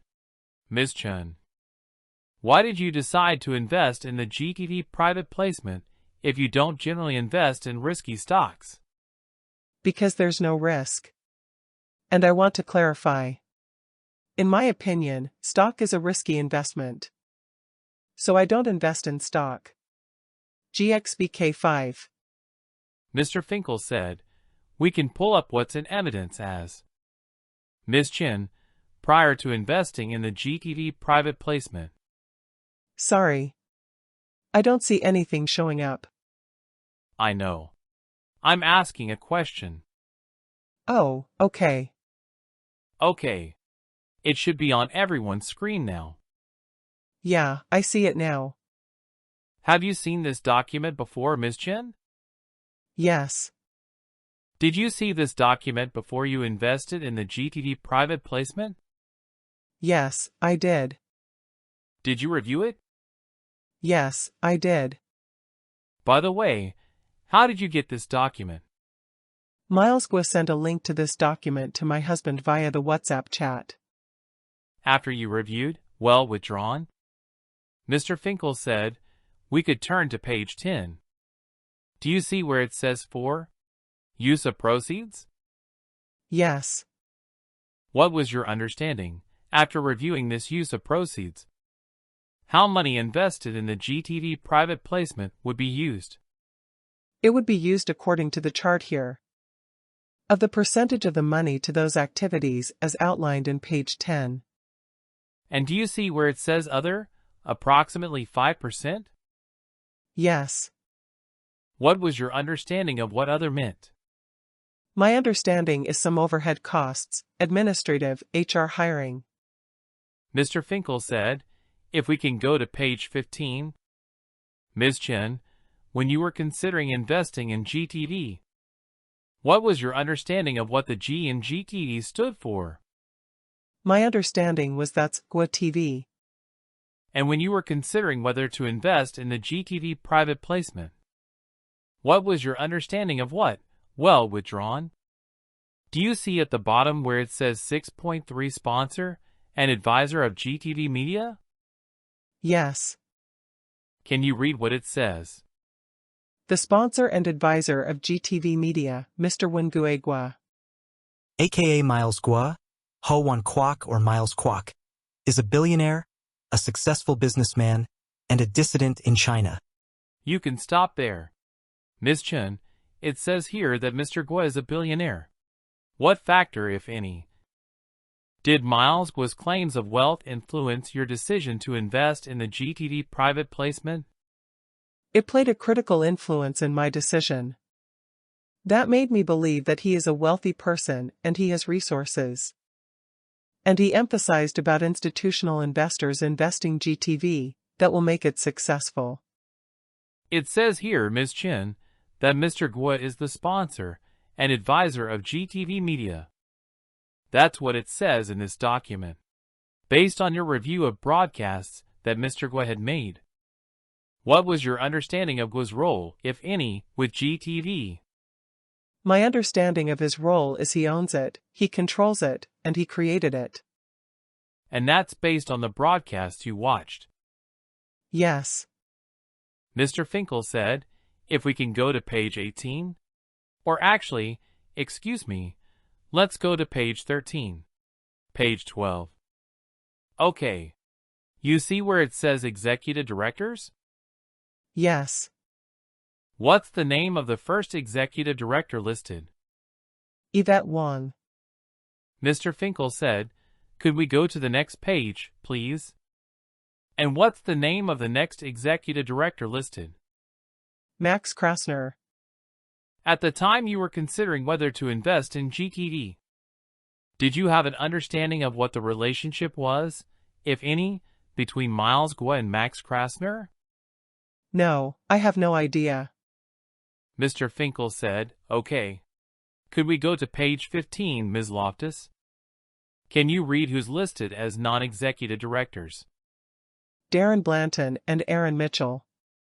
Mr. Finkel said, if we could go back one page to 14, please, Ms. Loftus. And can you read the non-executive directors listed here? Steve Bannon, Kyle Bass. Mr. Finkel said, if we can go, please, to page 17. Ms. Chen, at the time that you invested in the GTV private placement, what was your understanding about whether or not you and your husband were an accredited investor? My understanding is we met the accredited investor requirements and qualified for it. And as a result, well withdrawn? Mr. Finkel said, could we go to the next page, please, Ms. Loftus? So you see where it says risk factors at the bottom? Yes. Mr. Finkel said, can you flip through that, please, Ms. Loftus? Did you review those risk factors before you invested in GTV? Yes. And what impact, if any, did the risk factors have on your decision to invest? Not any impact. Why not? Because in my view back then, Those were standard language and that I trusted what Miles Guo said in the video. There are no risk, only huge returns. The court said, "What do you mean by standard language?" The witness said, like in a legal document, it oftentimes would have the language talk about risk. Mr. Finkel said, "We can take that down, Ms. Loftus." What was more important to you, the memo that we just looked at or what Miles was said in his videos? What's more important to me? When you were considering whether to invest in the GTD private placement, what was more important? The memo we just looked at or what Miles was said in his videos? Miles Guo said in his videos. Why? Because I trusted him, I trusted what he said, I trusted that he is a wealthy person. And I trusted that he's a trustworthy person. I trusted what he said, that I am just his sisters. He want me to be rich. I trusted that he never lied, he's a very truthful person. So I trusted every single word he said about GTV investment. Ms. Chen, if you had known that the money you sent for the GTD private placement would be used as part of a $100 million investment in a hedge fund in the name of Miles Guo's son, would you have sent any money to GTV? No, absolutely not. If you had known that your investment wasn't guaranteed despite what Miles Guo said in his videos, would you have sent any money to GTV? No, absolutely not. Did you receive any stock certificates? I was able to log into a website to be able to pay for 2 papers that would have the share amounts on the paper. And did you order those papers? Yes. How much did they cost? $100. Where exactly did you send your GTV? Well, how much money did you invest in the GTV private placement? Close to $200,000. And to what entity did you send that money to? Soraka Media. What instructions did you? Well, how did you know to send to Soraka Media? Because Miles Guo sent a document link to my husband through the WhatsApp chat. And when we click the web app, or the link, it takes you to a document that has wire instruction information. Mr. Finkel said, "Your Honor, may I approach the witness?" The court said yes. Mr. Finkel said, "Your Honor, I've handed Ms. Chen a binder which contains the following documents in the VB series: 14, 24, 26, 27, 29, 31, and 33. Ms. Chen, can you please flip through that binder and let me know when you're done?" Yes, I did. Do you recognize the documents in that binder? Yes, I do. What are they? Those are the documents I provided. And what do those documents relate to? Related to Miles Guo's fraud scam. Mr. Finkel said, "Ms. Loftus, if we can pull up Stip 21. Your Honor, the government offers the stipulation into evidence, Stip 21. The court said, "It is admitted." Government's Exhibit Stip 21 received in evidence. Mr. Finkel said, Stip 21 reads, "It is hereby stipulated and agreed."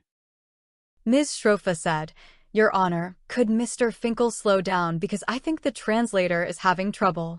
Mr. Finkel said, "I'm happy to slow down." The interpreter said, "Thank you." The court said, "Go ahead." Mr. Finkel said, "It is hereby stipulated and agreed by the parties in the below chart. The exhibit listed under column A contains text, audio, or video in a foreign language. In the below chart, the exhibit listed under column B and their subparts is a true and accurate translation of the audio or text contained in the exhibit and their subparts listed under column A." And if we can go to the next page. Please, Ms. Loftus. And in column A, there is listed VB 24, 13, 10, 27, and 24T, 13T, 10T, 27T. Your Honor. At this time the government offers the documents in the binder, which are VB 13, 14, 24, 26, 27, 29, 31-33, and their corresponding translations as stipulated to by the parties, which are VB 24T, 13T, 10T, 27T. The court said, they are admitted. Government's exhibits VB 13, VB 14, VB 24, VB 26, VB 27, VB 29, VB 31, VB 33 received in evidence. Government's exhibits VB 10T, VB 13T, VB 24T, VB 27T received in evidence. Mr. Finkel said, we can take that down, Ms. Loftus. By Mr. Finkel. Ms. Chen, when did you first learn about something called G clubs? I first learned about it in around about October 2020. And at first, Ms. Chen, what did Miles Guo say, if anything, about G clubs? If I remember, I think he talked about it as a membership. Did you send money for AG club's membership? No, never ever. Did you send money to a company called Crane? Yes. Why did you send money to a company called Crane? Because Miles Guo promoted opportunities to add more GTV share, and in order to do so, Miles Guo asked us to contact the farm to complete investment into additional GTV share. So we contacted the MOS farm and was given a bank account of Crane. What's MOS? Mountains of Spice Farm. And what was your understanding of who the leader of the Mountains of Spice Farm is? Back then it was low. Ms. Strofa said, are you asking who the leader is now or in what year? What is your understanding of? Yeah, what is your understanding of who the Mountains of Spice's leader is? Ms. Chen? Ms. Strofa said, same objection. The court said, are you asking is or was? Mr. Finkel said, well, I think it's the same, but at the time that you were considering sending money to Crane, who was the leader of the Mountains of Spice Farm? Back then it was Long Island Brother. Did you see Long Island Brother and Miles Guo appear together in videos? Yes, all the time. What is a farm? The farm, in my opinion, is the entity that Miles Guo asked people to form to help the followers to join the farm to complete the investment.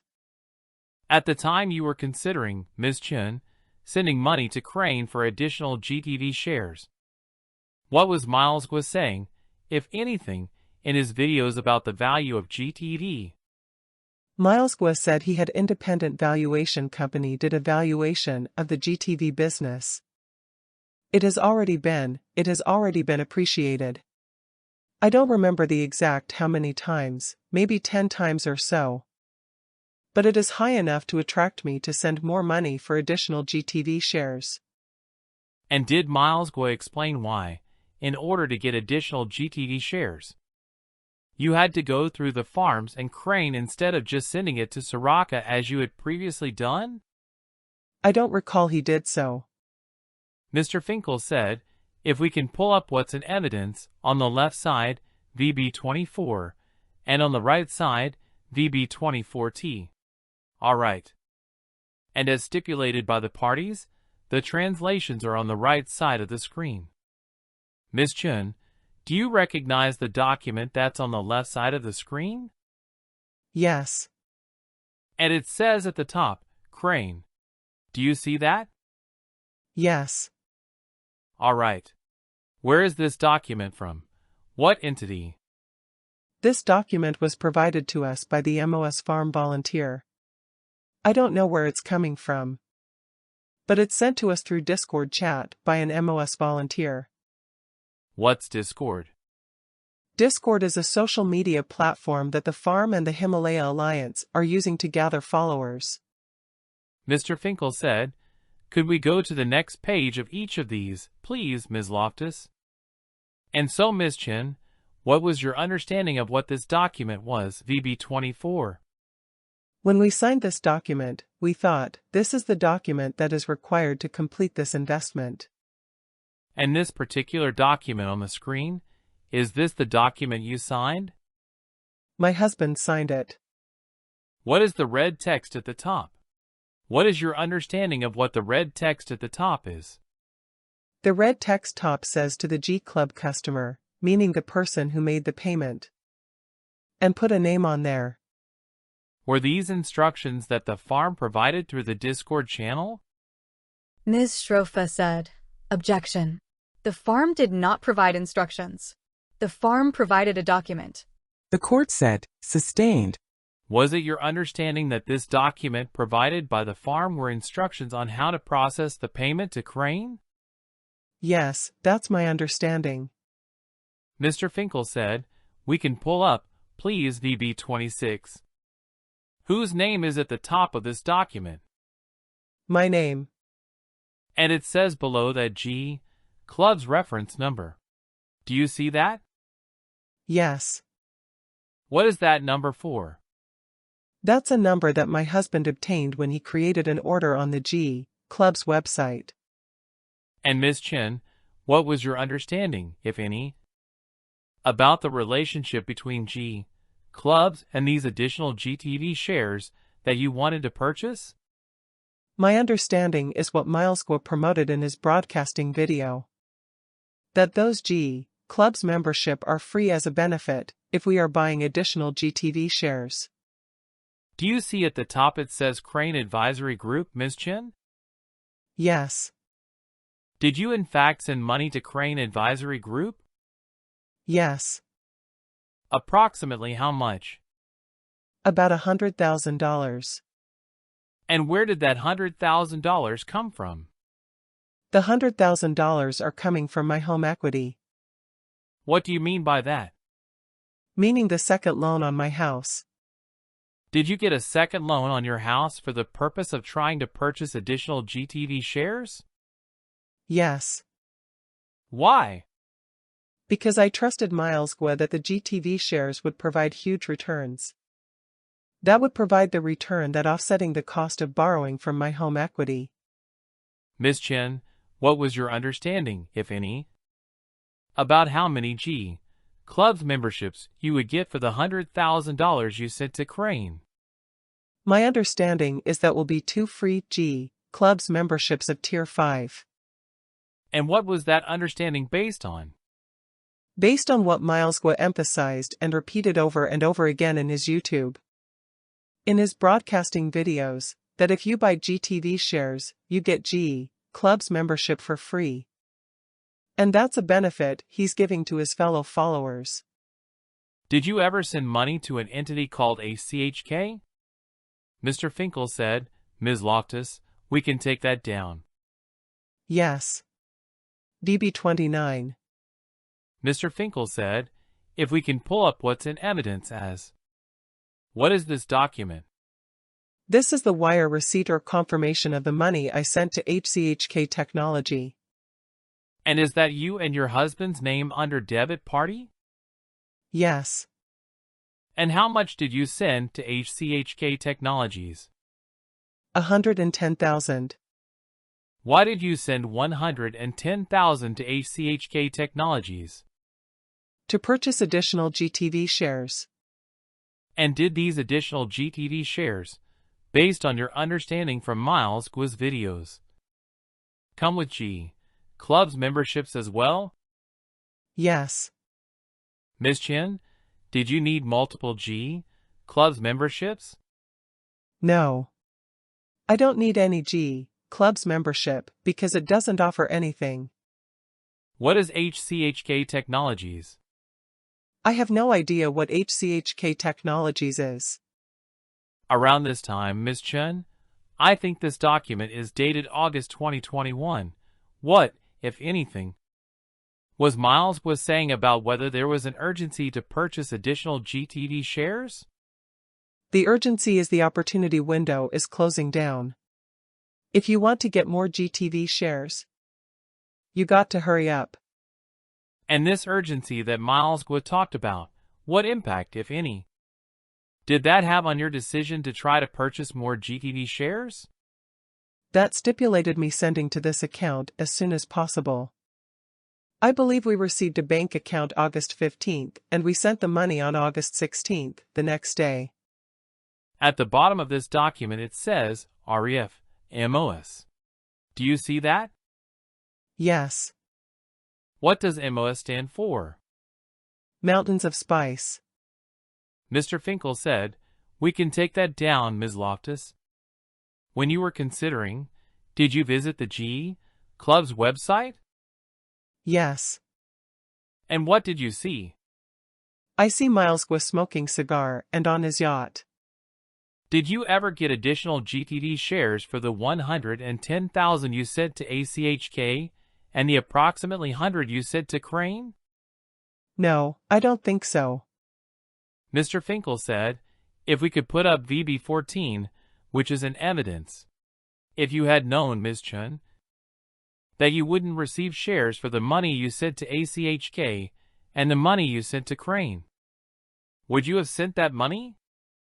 Of course not. What are we looking at here in VB14? This is my husband's G Club's membership account that he was logging into his account and it showed up in his account information. And did you see this account information on the computer online? Yes. And Ms. Chen, did there come a time, if ever, where you or your husband used a G Fashion discount from your G Club's membership? We did. And how much in G Fashion clothing did you purchase, approximately? I paid about $2,000. And what was the discount you received? 50%. Ms. Chen, if you had known that all you would get for the money you sent to ACHK Technologies and Crane Advisory Group was a 50% discount on G Fashion items, would you have sent that money? Sorry. Can you repeat that question again? Sure. If you had known that for sending $200,000 to Crane and ACHK all you would get is a 50% discount on G Fashion, would you have sent that money? No. The 50% G Fashion discount is nothing. The $2,000 I paid for, even after discount, is not well worth the money I paid for it. Did G Clubs, to your knowledge, offer any hotel discounts? I'm not aware. Did you receive anything in the mail from G Clubs? I received one time a Christmas gift. What was in the Christmas gift? Some cookies, coffee, and a coffee mug. Mr. Finkel said, "You can take that down." And Ms. Loftus, if you can display, just for the witness, VB35. What is this? That's the coffee mug I received. Mr. Finkel said, "Government offers VB35. Ms. Schrofa said, "No objection, Your Honor." The court said, "It is admitted." Government's Exhibit VB35 received in evidence. Ms. Chen, if you had known that all you would receive from G Clubs was a coffee mug, some cookies, coffee, and the G Fashion discount, would you have sent money to ACHK and Crane? No. Did you learn anything, or did you hear anything from G Clubs about a discount for an F1 race? No. Mr. Finkel said, "You can take that down." If we can pull up, please, Ms. Loftus, on the left side VB27 and on the right side 27T. So on the right side is the stipulated translation. Ms. Chen, do you recognize the document on the left side of your screen? Yes. Can you just describe to the jury what your understanding of what this document is? My understanding of this document is the form the MOS Farms asked us to complete to calculate the total of the GTV shares. What do you mean the total of GTV shares? Because all the investments, including donations, has GTV share tied to it.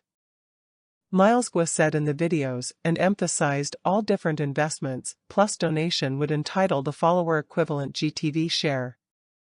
So what was your understanding of why there needed to be a calculation? Because the investments are very complex, they are different investment programs. That's starting to lose track of how many investments each member have completed, so we need to submit this form, including the amount and the payment receipt for the MOS farm to verify, and then calculate a total of GTV shares for each member. And did you and your husband fill out this form for that purpose? Yes. Okay. It says here, number 2, this form is for requirements for the reconstruction project. Do you see that, Ms. Chen? Yes. What is your understanding of what the reconstruction project is? My understanding is because of the SEC litigation, Miles Guo said about a new GTV platform, restructuring the old one, so it's called restructuring the GTV. What do you mean the SEC litigation? My understanding back then, there was a charge by the SEC and some litigations ongoing with the GTV investment we made back in June 2020. Ms. Chen, did you receive money from the SEC? Yes. And was that part of the fair fund distribution? Yes. What do you recall, if anything, Ms. Chen, about what Miles was said on his broadcasts about what people should do with the money they receive from the fair fund from the SEC? Miles Guo asked people to send back the distribution of the fair funds to Miles Guo-related entities. And did Miles Guo say anything about whether the people who receive the fair fund distribution should do so quickly or slowly? Miles Guo said they should do it quickly and set a timeline of 45 days within the receipt of the fair fund distribution. And what did Miles Guo say, if anything, about why there was a 45-day timeline? I don't remember exactly what he said, but my understanding is there are Himalaya H coin tied to the investments that are part of the fair funds. If you don't send back the money within the 45-day timeline, the Himalaya H coin that is allocated to the members, based on the investment that they were able to purchase at 10 cents per coin, will be gone. Mr. Finkel said, Ms. Loftus, if we can go to page 3 of these documents. And looking at the English version, Ms. Chen, do you see at the bottom it says, Apple Coin G1? Have you successfully purchased G1 Apple Coin? Yes. What was that? My understanding, that was an initial version of the digital coin that is available to purchase from Apple Store. Had you purchased the G1 Apple Coin? No, I did not. Mr. Finkel said, okay. Could we go to the next page of each, Ms. Loftus? And so is this form that we're looking at, Ms. Chen, the answers you provided to the questions on this form? No. For example, under G dollar? Sorry. Can you repeat your question again? Absolutely. You see where it says, no under. Did you successfully purchase G2 and not ask for a refund or already get a refund? Do you see that? Yes. That. No. Is that you and your husband's response? Yes. Okay. And then for number 4 it says, old chair. Are you an owner of an old chair? And you selected, yes. Is that correct? Yes. What's an old chair? So the old chair, in my understanding, were the initial GTV shares investors. We were in contact directly with Miles Guo to get the wire instructions to send the money to the Sirocco Media. And there was a minimum investment requirement of $100,000, and to meet that requirement, it is considered one of the old chair, and then across all the farms, there are about a total of 1,300 old chairs. And that number at the bottom? The 198,700. What does that number represent? That number represents the money I sent to Sirocco Media for a total of 90, yeah, for this dollar amount here. Okay. Ms. Chen, did you participate in the farm loan program? No, I did not. Mr. Finkel said, okay. Could we go to the next page, please, Ms. Loftus? And over here, does that not work? Okay. It says, GC order number What order number did you place there? This is an order number that is the same as the one we completed for that crane compliance package. So that's a number my husband obtained after he created order at the G Club's website. Mr. Finkel said, "Could we go to the next page, please, Ms. Loftus?" And so here, for number 8, it says G Club card. Do you see that at the bottom? Yes. Mr. Finkel said, "Okay." And Ms. Loftus, we could go to the next page. And you selected? No. Correct? Yes. Okay. Why did you select no? Because I'm buying additional GTV shares, not purchase G Club membership. Mr. Finkel said, "Go to the next page, please." And then for 12 it says summary. Do you see that? Yes. And it says, your total investment USD.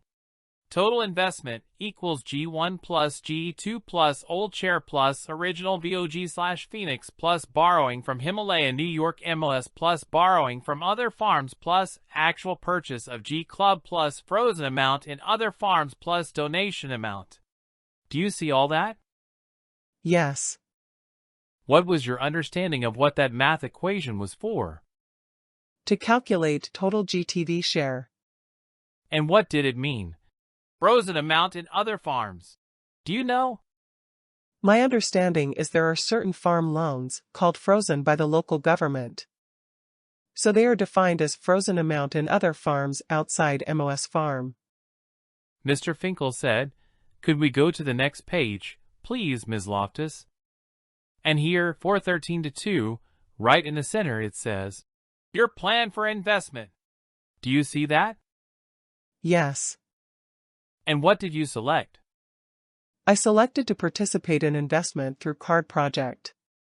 So the translation here is not accurate. It's not purchase card and equities. It's distribute cards and equities. Ms. Shrofa said, "Objection. She has no qualification to translate. The document speaks for itself and the document." The court said, "I'm going to sustain the objection." What is your understanding of why you selected the third button? Because I read the Chinese version. In the Chinese version, it said to participate in investment through card project. In Chinese version, it means distribute card and equity shares. And the other two selections, only purchase G Club card or only for investment. Can you explain what you understood those options to mean? Yes. Those option means it's a GTV share investment, and the G Club card is a benefit provided for free. And you have the option of voluntarily giving up this benefit of free G Club membership, so therefore, the second option, meaning only GTV shares, you're giving up the free benefits of G Club membership. So you thought that you were buying shares?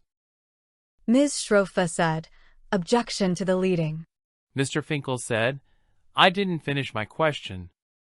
The court said, "He hasn't gotten to the question yet. Go ahead." Ms. Chen, you sent money to ACHK and Crane, correct? Yes. Continued on next page. By Mr. Finkel. And what was your understanding of what you would get for sending money to those two entities? GTV shares. Would you get anything else in addition? G Club membership for free. You can take that down, Ms. Loftus. Ms. Chun, did you ever join a farm? Yes. Which one? MOS farm. Did you volunteer for that farm? Yes. What were the nature of the work you did as a volunteer for the MOS farm? My work was to re-verify the Himalaya H coin that was allocated to each member at ICO price at 10 cents per coin, to confirm if that allocation was accurate. How many hours did you spend volunteering for the MOS farm? On average, about 40 hours a week. Were you also working at this time? Yes. Do you have children? Yes. How did you find time to do all that? I don't sleep and I take vacation hour from work to do this volunteer work. Why did you decide to spend so much time volunteering for the MOS farm? Because Miles Guo asked us to volunteer. He asked us not just invest, but also to do volunteer work. And also back then my H-coin allocation, there's a miscount of my past investment. So I had concerns of other members' investment could got miscount for the H-coin they are deserving for. I know every dollar those fellow followers sent to Miles Guo are hard-earned money. And I don't want them to have the same situation as me of their hard-earned money got sent to Miles Guo and they're miscounted. When did you start volunteering for the MOS farm? In March 2022. When approximately did you stop? March 2023. Did Miles Guo say where he was located during the various videos that you watched about him talking about these investment projects? My understanding is the rooftop condo at the Netherlands Sherry Hotel in Manhattan. And also his house in Greenwich, that house he has bought long time ago. Ms. Loftus, can you pull up C205 which is in evidence? While that's being pulled up, Ms. Chen, did you ever see Miles Guo appear in a video with a car? Yes. What did the car look like? A red color sports car. What kind of car was it, do you know? I know it's a sports car, looks very expensive, but I don't know exact what it is. What did Miles Guo say, if anything, about that car? That's his car. Can you scroll down a little bit, Ms. Loftus? Do you recognize the individual in the sunglasses and the hat? Yes. Who is it? Miles Guo. Do you recognize that flag in the back? Yes. What is it? The flag of New Federal State of China. Based on what Miles Guo would say in his videos. Do you have an understanding of where this video was recorded from? My understanding this is from the rooftop condo at the Sherry Netherlands, that expensive hotel in Manhattan. We can take that down. What is G-Bank? G-Bank is another investment opportunity Miles Guo promoted as the bank that has the digital currency license that can complement the Himalaya exchange to settle between digital currency and the fiat currency. It is very lucrative, and they were able to acquire it because William J. is very influential in the finance world. He has his connections to be able to allow them to purchase this G-Bank successfully. Did you participate in any video conferences about the G-Bank? Yes. And was Miles Guo a part of those conferences? Yes. Was William J. William J. attended separate WebEx call from Miles Guo. What, if anything, did Miles Guo about G-Bank? Miles Guo said the G-Bank is the bank that has the digital currency license. It's very rare to get digital currency license. It's going to forming the future of the H-coin Himalaya exchange ecosystem to complement it. It's going to be very lucrative, have a very bright future. And that is the type of assets you can passing down to your kids and your kids' kids for many generations. It's a rare opportunity that can only appear one time in your life. You will become initial shareholder of the G-Bank if you make that investment. Did Miles Guo mention anything about a casino in the context of the G-Bank? Yes. What did he say about a casino? I don't remember clearly what he said. But I think opportunity presented at the beginning, including G-Bank and the casino investment. And later the casino investment didn't go through, so it dropped. Ms. Schrofa said, I didn't get that last part.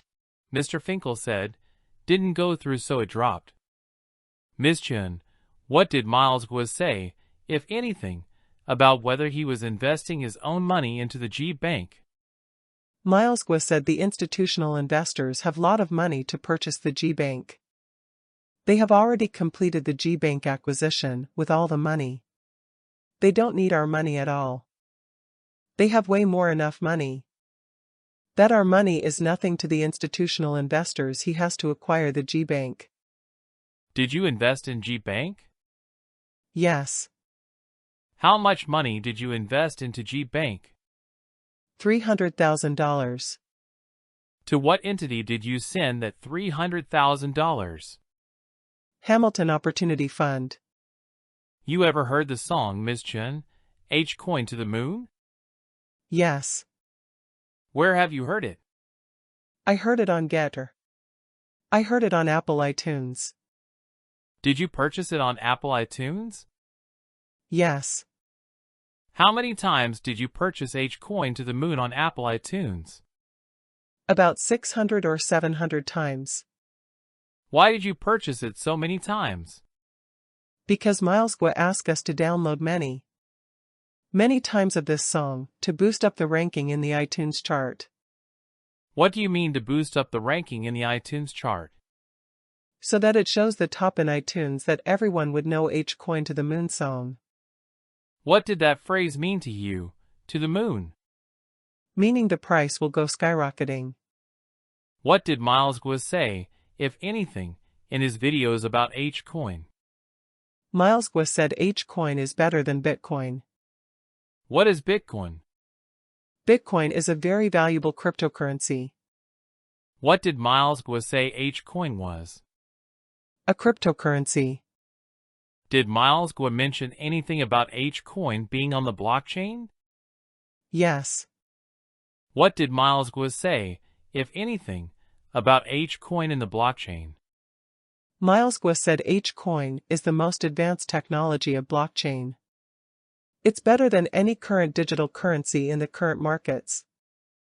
And what impact did those statements about H Coin having the most advanced blockchain technology have on you? If any? That influenced my decision of buying H Coin, that make me believe that H Coin will be very valuable. What, if anything, did Miles Guo say about whether H Coin was backed by gold? Miles Guo said H Coin has 20% gold as a reserved backup. And what impact did those statements that H Coin has a 20% gold reserve have on your consideration whether to buy H Coin? That is critical to me. That sold me the idea that what he promoted, that H Coin is better than Bitcoin. It is going to be more valuable than Bitcoin because it has a gold reserve while Bitcoin does not. What is your understanding of the association, if any, between the Himalaya exchange and Miles Guo? Miles Guo created Himalaya exchange and he owns it. Did you invest in H Coin? Yes. Approximately how much money did you spend purchasing H Coin? I spent about $530,000 to purchase H Coin. Why did you decide to purchase H Coin? Because back then Miles Guo said the H Coin will go up to $100 in a few weeks very soon. Ms. Chen, if it had turned out that instead of being backed by gold H Coin was backed by dollars instead of gold, would that have mattered to you? Of course it matters. Why? Because if it's only backed by dollars, not the gold, it means it's not going to be better than Bitcoin. It's not going to be that valuable. It's not going to be worth me thinking about making investment in H Coin. Did Miles Guo say anything about whether investing in H Coin or H dollar was guaranteed? Miles Guo said about, for people like me that purchase the H Coin at the very high price. And later on the price dropped to even half or less than half. Miles Guo will compensate for all their losses we incurred through the purchasing the H Coin. Did you visit the Himalaya exchange website? Yes. Did you see anything called white paper on the Himalaya exchange website? I may have seen that. Did you read it? I read it. And what was your understanding of what the white paper meant?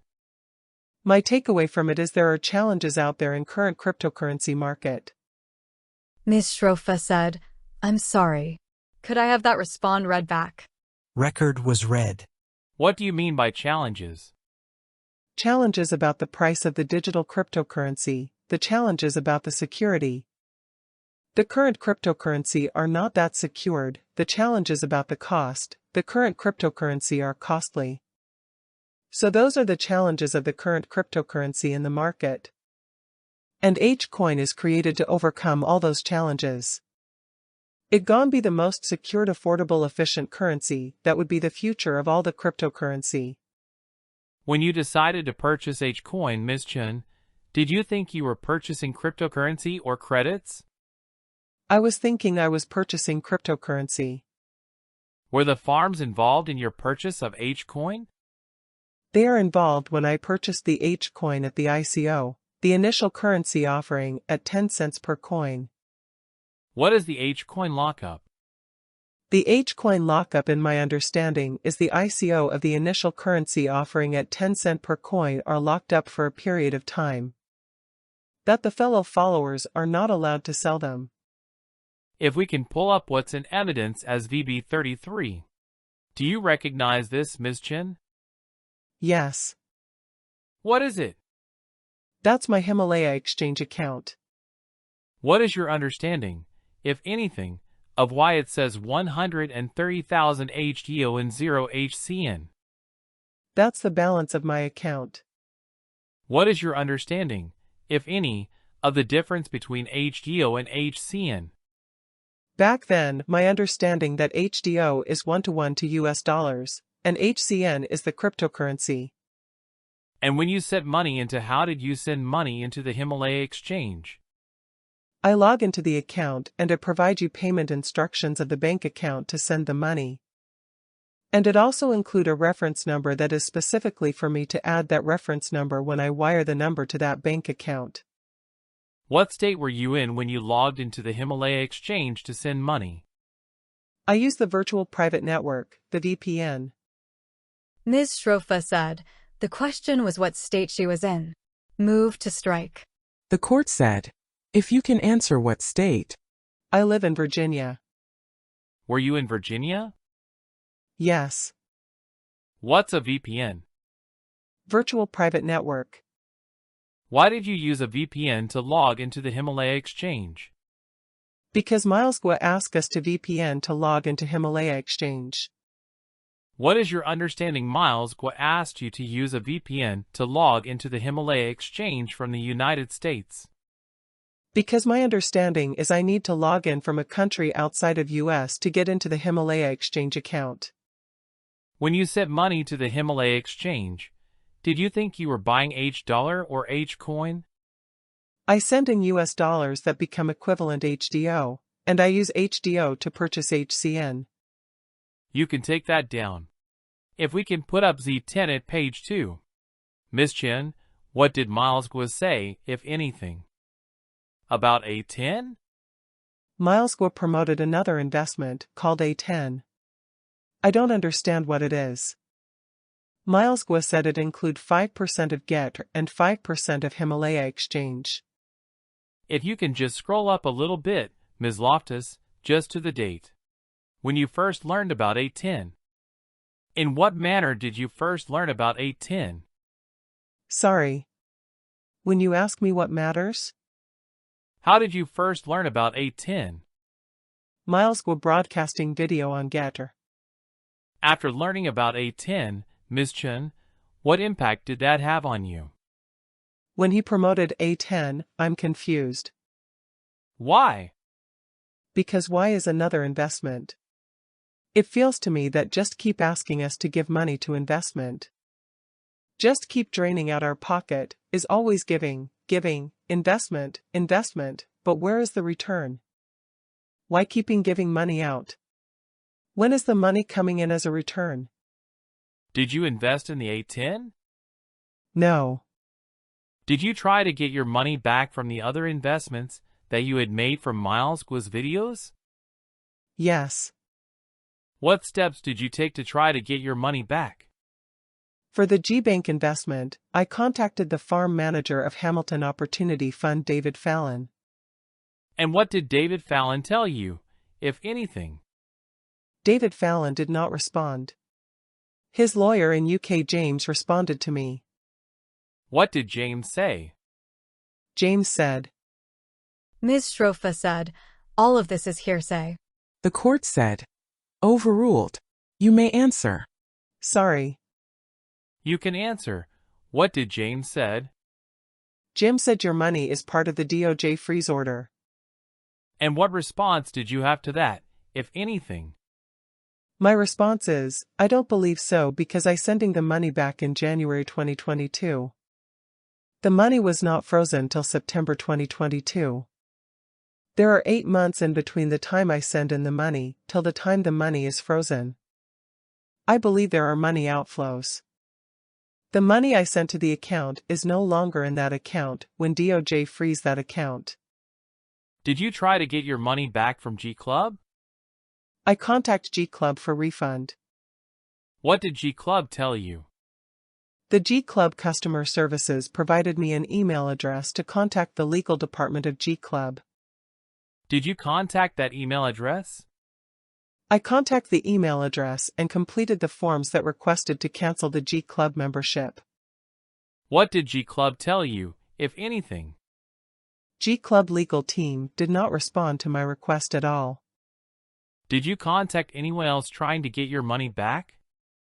I contacted Milan to ask about the G Bank investment. What did Milan tell you? Milan told me that my money is frozen as part of the DOJ order. Did you try to redeem and get cash out of the Himalaya exchange? Yes. What happened then? I request a redemption I believe back in May 2023. And 2 months later I receive a notice that the request is cancelled, no more redemption. You can take that down, Ms. Loftus. Ms. Chen. Did Miles Guo ever talk in his videos about being targeted by the Chinese Communist Party, the CCP? Yes. What, if anything, would he say about being targeted by the CCP? He said he's a target. Did you invest in the Miles Guo investments because he said he was being targeted by the CCP? No. Why did you invest in the Miles Guo's investments? Because I want to make money. He promised huge return with no risk. Of the money that you invested, how much have you gotten back? I got back the SEC Fair Fund distribution about 180,000 or something. In total, how much money did you invest? I invest almost 1.3 million. So how much are you still owed? About 1.1 million. Ms. Shrofa said, objection to the word owed. The court said, overruled. Ms. Chen, if it were true that Miles Guo was targeted by the CCP, would you still want your $1.1 million back? Yes. If it were true that Miles Guo was targeted by the CCP, does that change your view on whether you're still owed $1.1 million? No, it would not change my view. What does Miles Guo's being targeted withdrawn? Ms. Chen. Does the fact that the CCP may have targeted Miles Guo, what impact, if any, does that have on your experience investing in the Miles Guo projects? It has no impact. Fraud is a fraud. It has no impact with anything else. If it's true that Miles Guo was targeted by the CCP, does it make what he did to you okay? Ms. Shrofa said, objection, assumes facts not in evidence. The court said, overruled. You may answer. The witness said, sorry, am I answer or? The court said, yes, you answer. Can you repeat the question? And I couldn't hear that attorney very well. Do you mind putting the mic closer to you? Ms. Shrofa said, most people don't have trouble not hearing me, but sure. I objected and the judge overruled my objection. Okay, then, I got distracted. Do you mind repeating the question again? No problem. Ms. Chen, if it is true that Miles Guo was targeted by the CCP, does that make what he did to you okay? No, he damaged my life. How so? He lied to me by. The court said, all right. I have to interrupt now. I have told the members of the audience I do not want laughing. I do not want noise. You must be respectful in this courtroom or I will have you ejected. Go ahead, please. You were answering. I interrupted. You can read back what she has already stated. Record was read. Miles Guo lied to me and gained my trust by emphasizing and repeating over and over again that he's very honest, trustworthy person. He never lied. He brainwashed me into believing him by telling his story that made me believe that he's a very nice, kind, caring person. He lied to me to make me believe that he cares about me as his sister. He lied to me to make me believe that he's willing to share his wealth with me as his sister. And he took advantage of my hope. Of my hope for providing a better life for my older parents and young children by promising huge returns with zero risk. He depicted a beautiful future for my family that deceived me in giving all my money, all my hard-earned money and all my hard-saved money to him to pay for his families, his daughters, his sons. Lavish and extravagant life. Miles Guo is a liar. He's a cheater. He's shameless and heartless cheater and fraudster. Do you see Miles Guo in the courtroom here today? Ms. Shrofa said, Your Honor, I stipulate Mr. Guo is seated to my left. The court said, all right. Is that Miles Guo? Yes. Mr. Finkel said, nothing further. The court said, cross-examination. Cross-examination. By Ms. Shrofa. Good afternoon, Ms. Chen. Good afternoon. How are you? I'm good. How are you?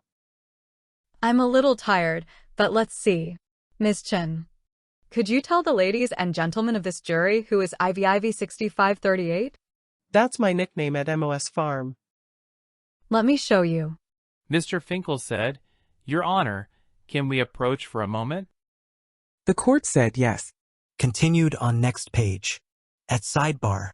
Mr. Finkel said, maybe this isn't an issue, but especially in light of what's been happening in the gallery today. I certainly hope that Ms. Shroff is not just going to go through personal identifying information of the victim from the witness, which would be inappropriate and just a way to harass her. So I raise this only at sidebar to make sure there will be nothing else in terms of her personal identifying information. The court said, I feel confident that she would not do that. Isn't that correct, Ms. Shroff? Ms. Shrofa said, I should hope so, Your Honor. I have deep respect for the court's ruling. And I'm happy to lay out what I was trying to do. What I was going to do is show the handles that she used during the time that she was active in the community. And before I forget, I just want to say that what the audience does, we don't have control over. There are certain people in this audience that we have specifically asked, do not be here, for example. We've even tried to communicate with those people's lawyers that they should not be here. So to attribute anything to us is really, I don't know where that's going, but I'm just putting it out there. We're not friends. We have no control over who's in the audience. Let me get back to Ivy. Ivy is a handle that she used.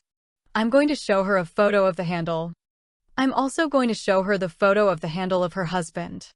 The government knows this because the government has emails from somebody named Allwell. I plan to show a handle photo of somebody named Octopus. I plan to show a photo of somebody named Faithfully. They're open handles. I'm never going to ask her if she's XXXXX. I don't intend to ask her that. I have no intention of helping the jury feel sympathetic for her. That's not my role. I think all of this is proper cross-examination. And if the government doesn't know of these handles, I apologize. But that's not my responsibility. Mr. Finkel said, first, before I forget, we ask that we seal the answer of her name XXXXX and just put the witness. Ms. Shrofa said, that's fine. You can just take out the name from the sidebar. I do note this, Your Honor. Her last name is Chen. When the jury was picked, XXXXX was one of the names we cited. If somebody really wanted to put 2 and 2 together, it's not going to take a rocket scientist to do that. Mr. Finkel said, we don't have to help people do it. We should protect the victims. They have a statutory right to such protection.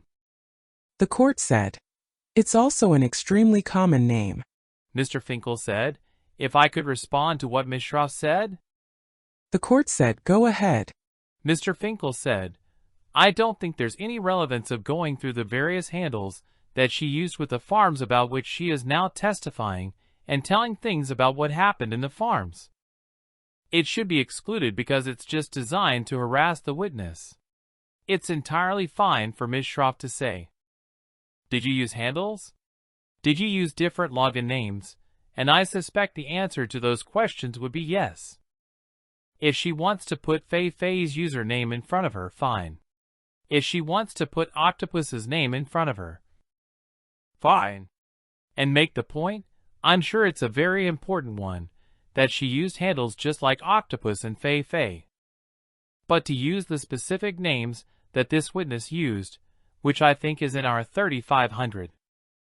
It says that she's nervous about being found out of her handles. And in fact, Ms. Schroff said, "There's no such thing."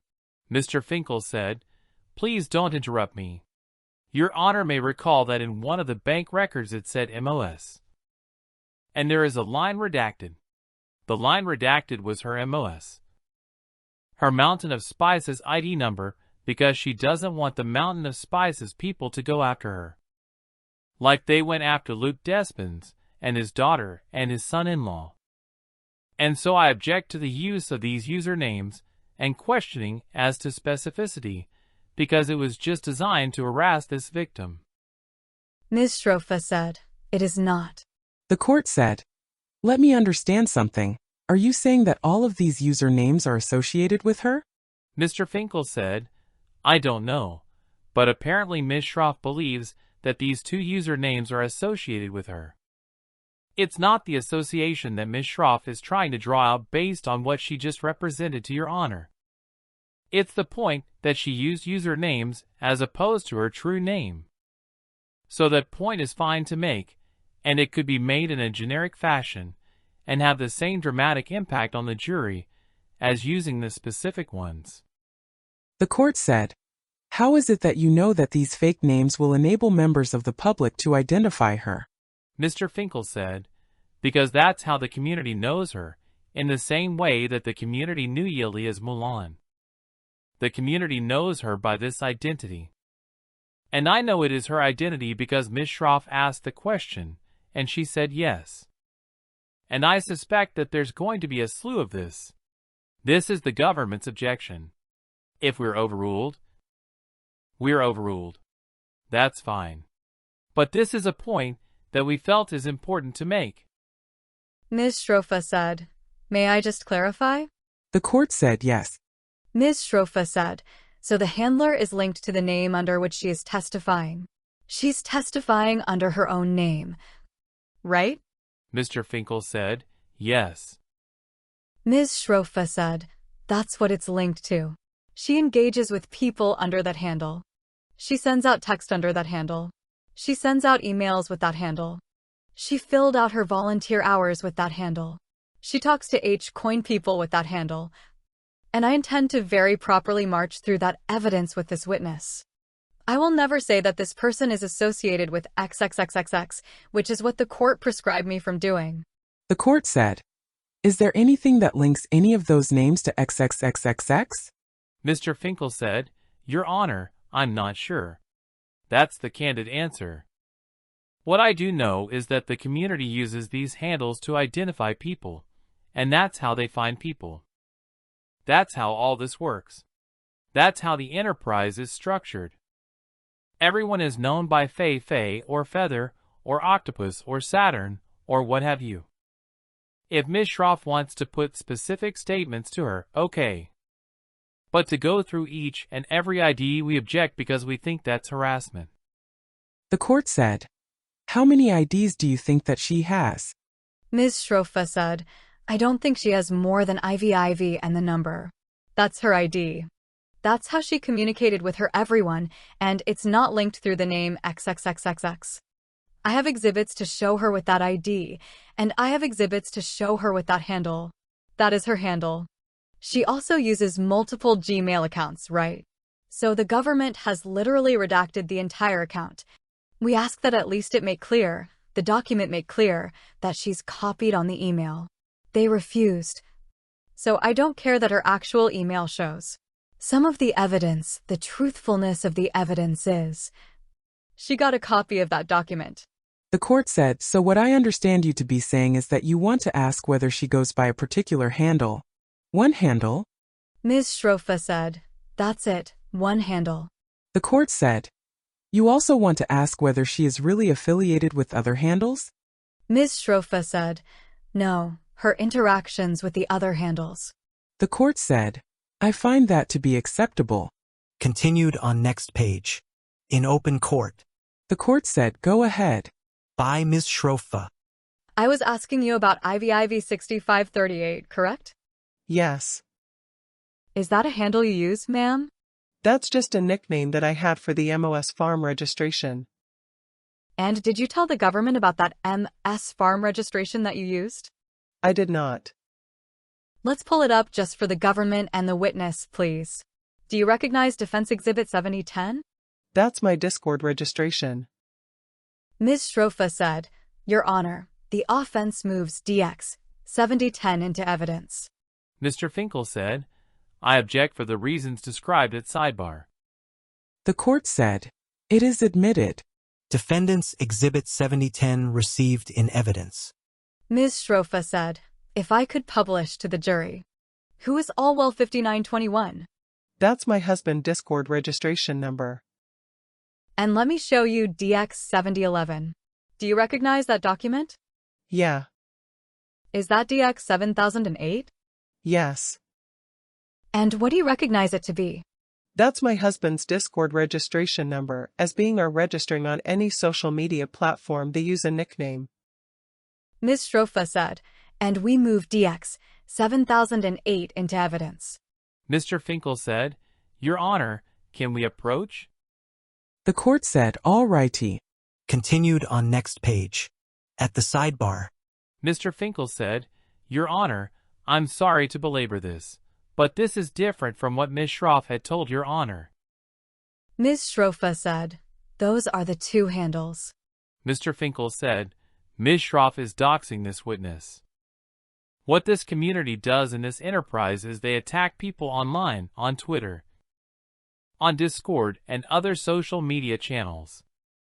She's putting into evidence just the handle to make it a point, so all the people in the courtroom and everyone else know how to go after her and her husband. This is entirely inappropriate. This has nothing to do with the reasons that Ms. Schroff articulated here at the sidebar just a moment ago.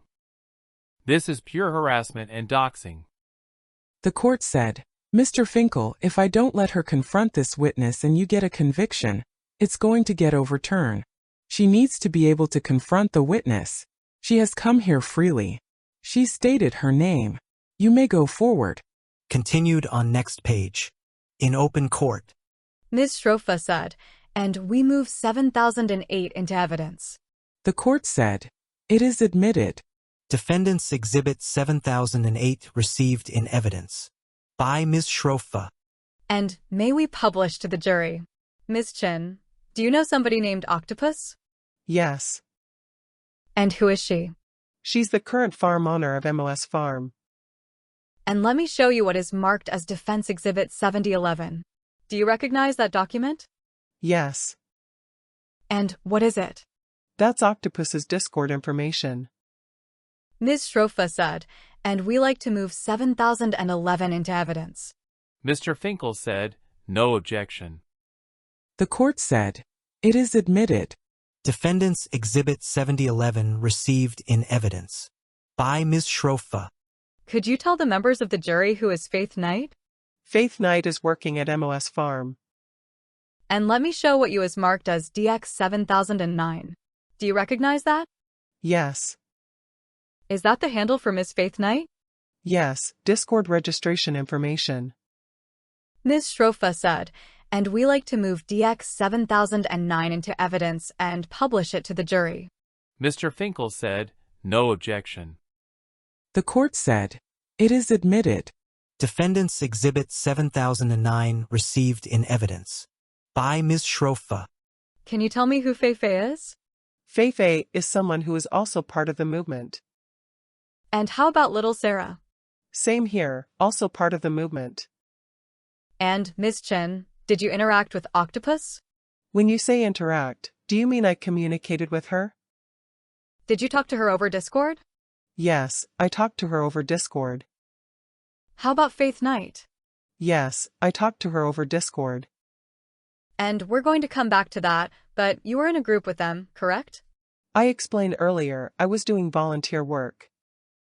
We will come back to that too, but those are the 3 people who were in the group with you, right? In volunteer work, there are certain aspects that I communicate to them about my volunteer work. We'll come back to that. Let's just talk for a moment about your background. You testified on direct that you came to the United States. Was it in 2007? Yes. And you were a student in China before you came, correct? Yes.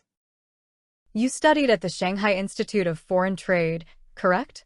Yes. And you studied international business, correct? That's not correct.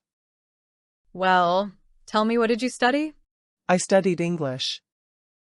And did you then study and have a business education? So when you say I studied and have a business education, do you mean I came to the US for the business education, or can you clarify? Sure. Did you have any studies in business while you were a student in China? I studied English, and it's considered business English. And did you also study accounting while you were in China? No, I did not. And then you graduated from Shanghai Institute of Foreign Trade in 2006, correct? Yes. You graduated with honors, correct? Yes. And you worked in China for a year following graduation, right? Yes. You worked as an internal audit analyst, is that right? No, that's not correct. You tell me in what capacity you worked? I worked as assistant. Assisted to what? To a department manager back then. And was that at Huntsman Polyurethanes in Shanghai? Yes. And you stayed there until July of 2007, correct? Yes. What did you do for Huntsman? I was doing some assistant type of job. Did it include accounting? No. You came to the United States in 2007, right? Yes. And you attended Louisiana State University, is that right? Yes. You came here for graduate school, correct? Yes. Were you a full scholarship student, Ms. Chen? Mr. Finkel said, object to relevance. The court said you may answer. Yes. You were part of the MBA program at LSU, correct? Yes. You graduated with a master's in business administration, correct? Yes. Your specialization while you attended school and got an MBA was internal auditing, correct? That's correct. Your husband has a PhD in computer science, correct? Yes. And he has a PhD from a university in the United States, correct? That's correct. And you are presently employed, correct? Yes. You work at a bank, correct? Yes. And after LSU and before you started working at this bank, you worked at Deloitte, correct? Yes. What is Deloitte? It's one of the big 4 accounting firms. And what did you do for them? I do consulting work. Did you do risk assessment as a consultant? I do advisory on the processing improvement and risk management related work. Let's break that down. Did you have experience in ensuring compliance at Deloitte? No. Did you have expertise in assessing risk when you worked at Deloitte? Mr. Finkel said, scope, relevance, cumulative. The court said, overruled. You can answer. Can you repeat that question? While you worked at Deloitte, and you were there until 2011, correct? Yes. Was part of your job duties assessing risk? It's helping the clients managing the risk. And what is it that you mean when you say helping clients manage risk? Describe your job for the jury. So the clients that I work for, they may have different risk out there. So my job is to helping them to identify what those risks are and be able to prioritize in managing them. And these are the risk of investment, correct? Of course not. Well, you tell me what risk you're helping them evaluate? So the client that have was an oil and gas company. I'm sorry.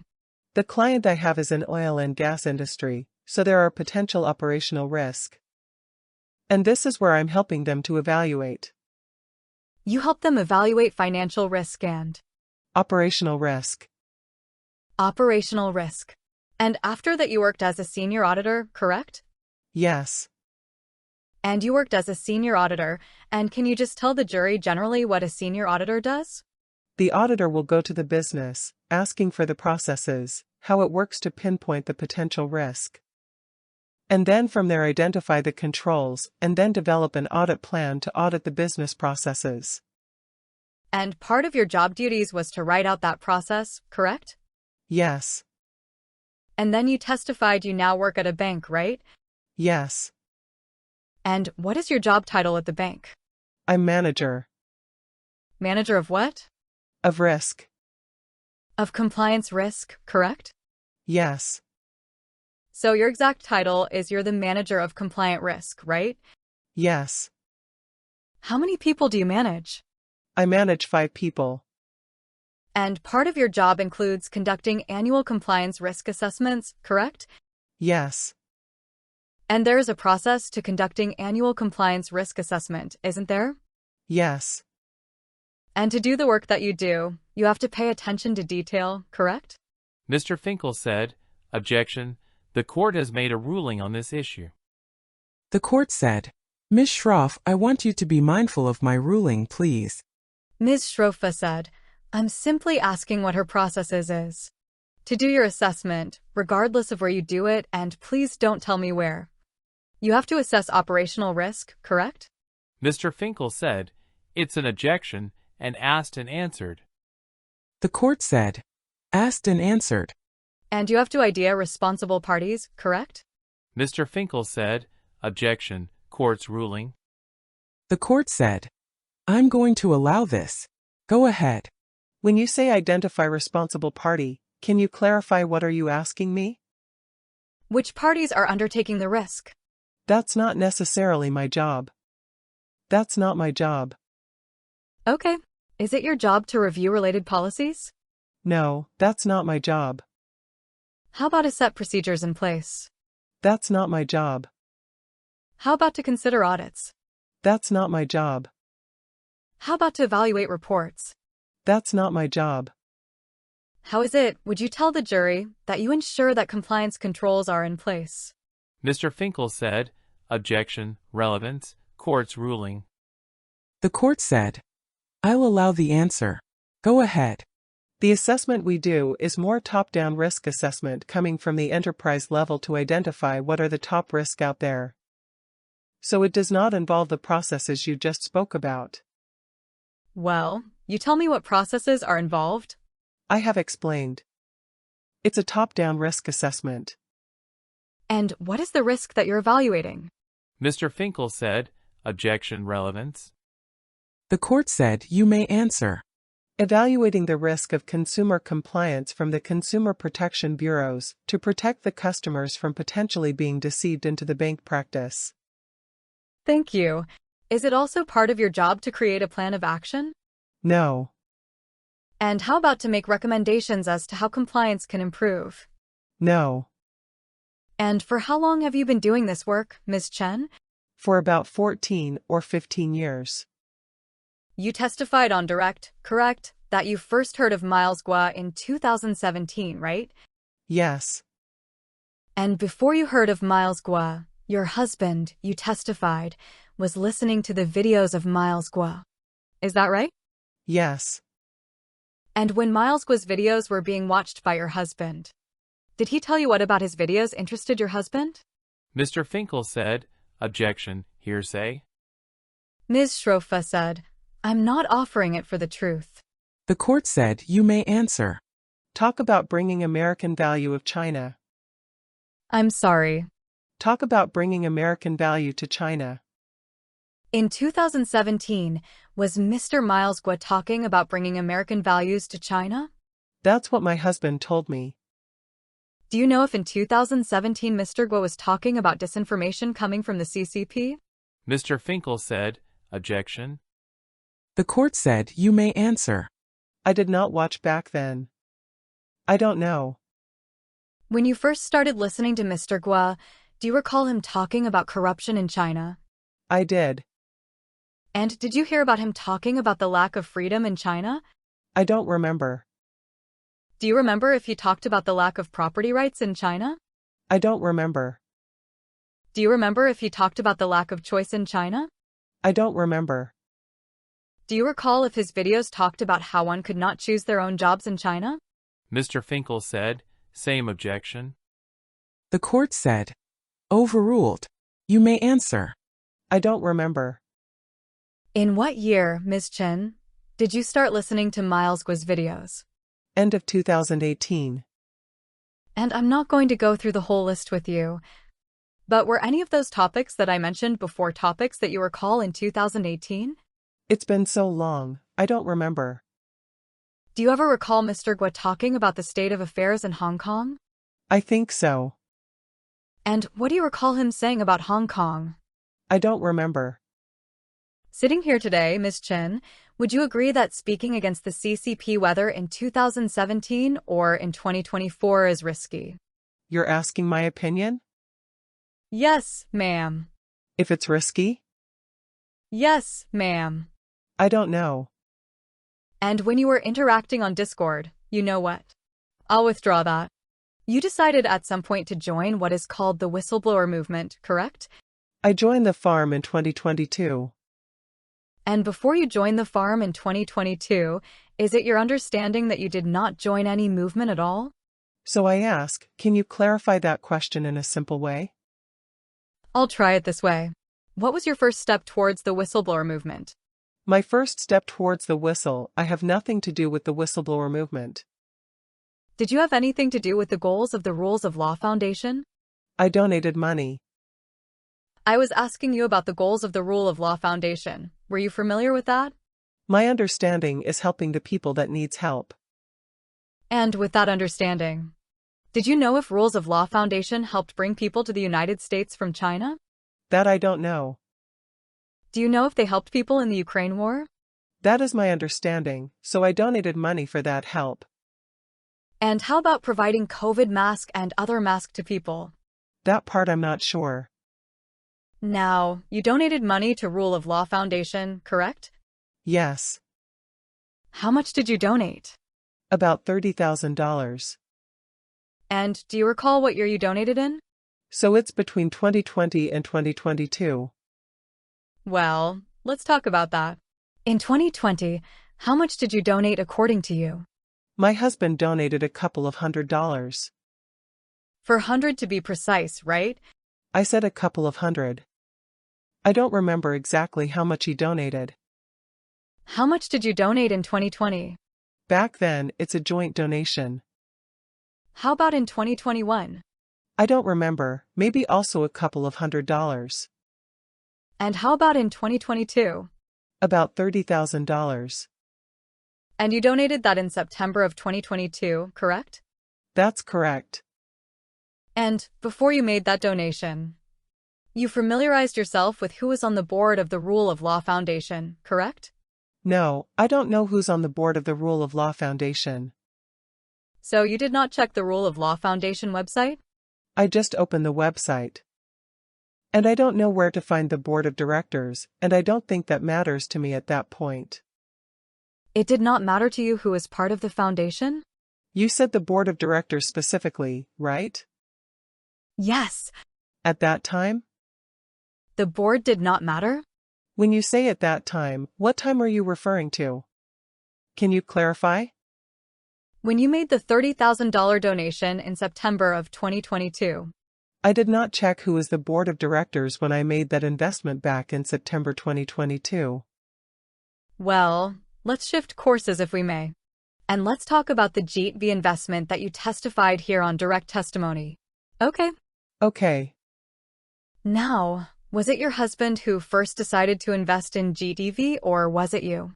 It's a joint decision. And was it a joint decision from the very first moment? Yes. And would it be fair to say that you heard of the private placement for GTV in April of 2020? Yes. And would it also be fair to say that you and your husband were involved in the full process of the investment? Yes.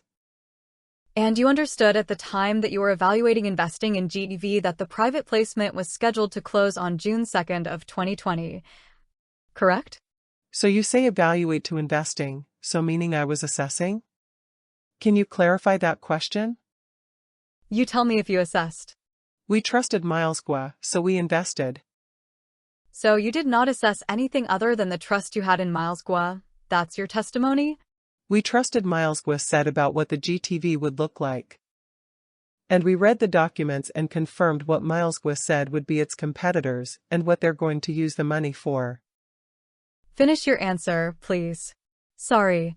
I was not sure what you were asking. That's why I was trying to make sure I understand what you're asking there. Let me try again. You first heard about GTV more than a month before you invested, correct? Yes. And you told Mr. Finkel that, right? That you had a whole month to talk about it with your husband between the time you heard about GTV and the time that you actually invested in GTV, correct? I did not say that. I think what happened is, there's a process it takes to be approved for a GTV investor. So there is certain criteria you have to meet to be able to get the payment information because it was considered privileged. Miles said you have to meet certain requirement to be allowed for this investment. And that requirement validation took about that much time to be validated to be approved. So it took a whole month from the start of the application for you to be approved, correct? For us to obtain the bank account information. So it took a month, right? That's long time ago. If you say it's a month, about a month. Let's see if we can help you out. Let me show you what is 3602 to 30 at page 2, and just for Ms. Chen over there. Please just only for the witness. Okay. Mr. Finkel said, "Is there a failure of recollection?" Ms. Schrofa said, "That's what she said." Does that document refresh your recollection about a month passing between, you know what? I'll leave you to read the document and then ask my question. Is this? The only question, ma'am, is if this document refreshes your recollection? The court said, as to the time period? Ms. Schrofa said, as to the timing, Your Honor. The court said, don't read from it. Just say whether this helps you remember. You mean about the month? Is that what you ask me, about the month? As I explain, you have a process between you heard about the ATO. You are able to obtain a bank account, send the money. So that's about a month. And for that month you were waiting for information to come to you, correct? Yes. Nobody from GTV was blasting you and saying we've sent you documents. Get back to us, right? There is a deadline about the investment. My question wasn't whether there was a deadline. My question was whether anybody from GTV contacted you and said, "Where's your application?" You're asking me. If you could please listen to my question. Did anyone from GTV Investments ask you where's your application? For the month that you were waiting. Did GTV reach out to you? Mr. Finkel said, "I object to the form." What people from GTV Investments?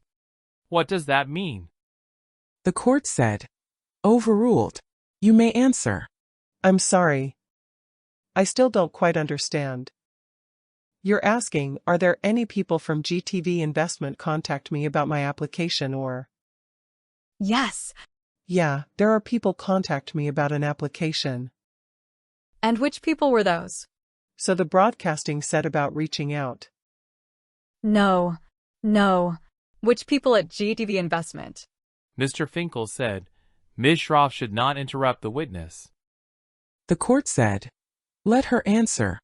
Did you understand my question, Ms. Chen? Sorry, I think for this question, are there any people from GTV Investment contacting me? The company. Company contacting me? Yes. So Miles Guo contacted us. Miles Guo never contacted you, correct? Miles Guo contacted my husband. You do not know if Miles Guo contacted your husband, correct? You were not part of that contact, right? My husband. You only know. The court said, you have to allow her to answer. You cannot talk over her. Allow her to answer.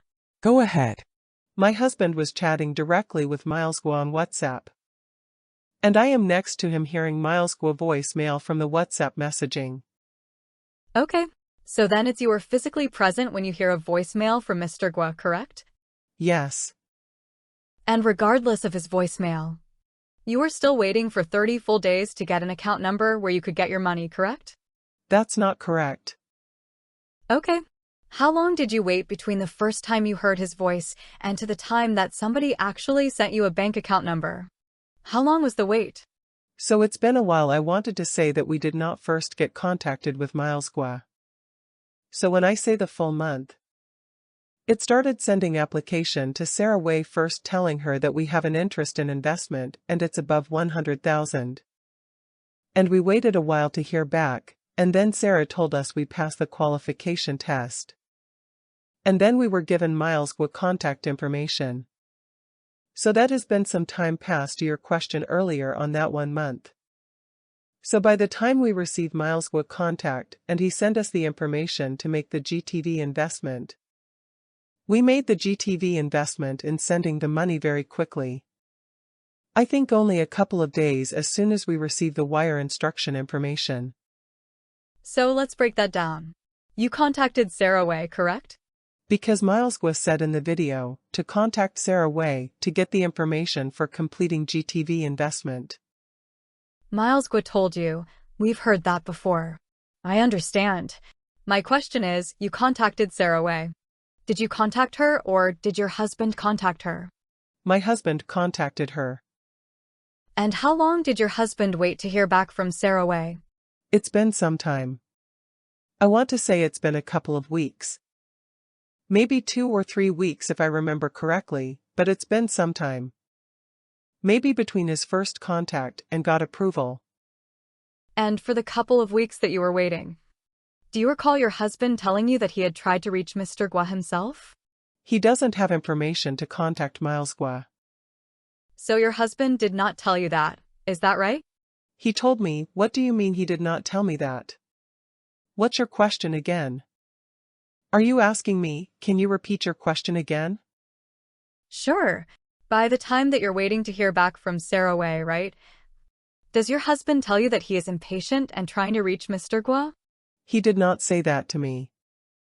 Now, when you were evaluating what GTV was, did you do any research at all? Mr. Finkel said, object on the basis of the court's ruling. The court said, you may inquire as to whether she did any research. You can answer. When you say research, oh, I listened to his broadcasting video. And then I heard his blueprint about the GTV, and then that's it. Was it important to you that Calbase was on the board of GTV? It had some influence. And you knew who Calbase was, right? I don't know that well in details, but I know he's an investor. You know him to be an investor?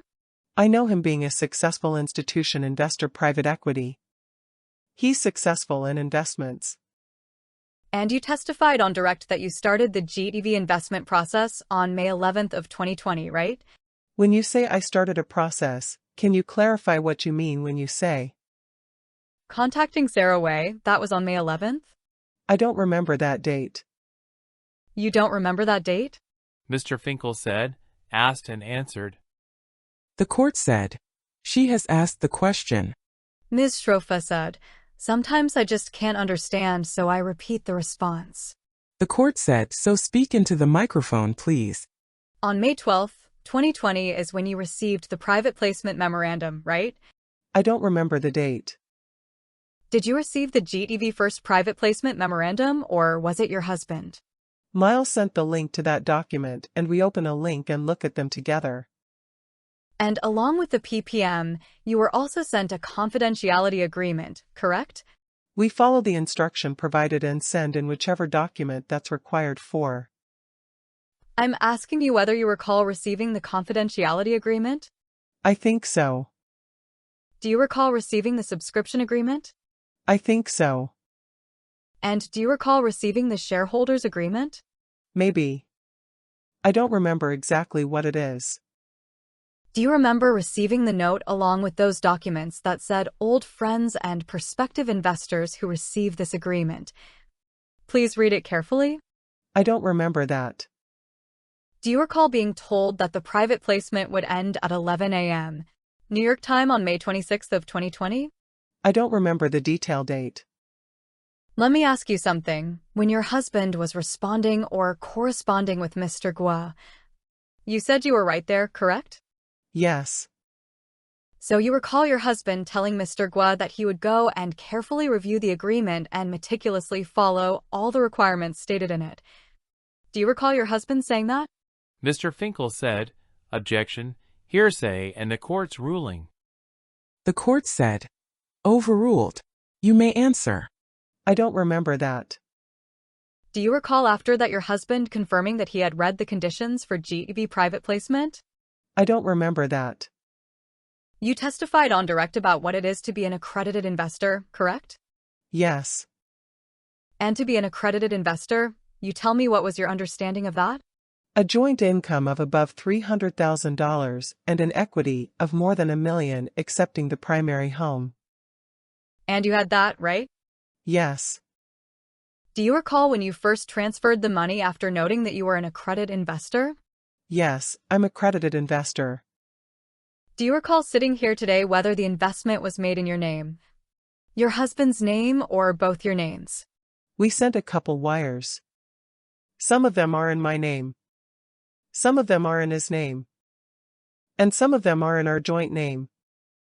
And, Ms. Chen, just for a moment if I could ask you, you testified on direct, right, that you, well, let me ask you this. Before you invested in GEV, you had bought stock, correct? No, I have not. Your testimony is that, not shares, stock? Mr. Finkel said, asked and answered. The court said, sustained. Did you ever have an investment where you had lost money? Do you recall that? I don't remember that. Well, let me show you 3530 at page 3. See if reading that document refreshes your recollection. I don't remember, so. So you do not remember investing in stock or losing money? Mr. Finkel said, asked and answered. She doesn't remember. The court said, sustained. You can take that down. Was it your understanding that GTV was an investment in a startup? My understanding of the GTV that Miles promoted is private placement. Private placement of what? You can buy a share before it goes to the public market. But for what? For it to go. For a startup, right? Mr. Finkel said, objection. She didn't finish the answer. The court said, sustained. Go ahead, finish. For it to go up 10 times or 100 times, that's what Miles Guo promoted, and I believed back then. He promoted a private placement and you believed. Is that what you said?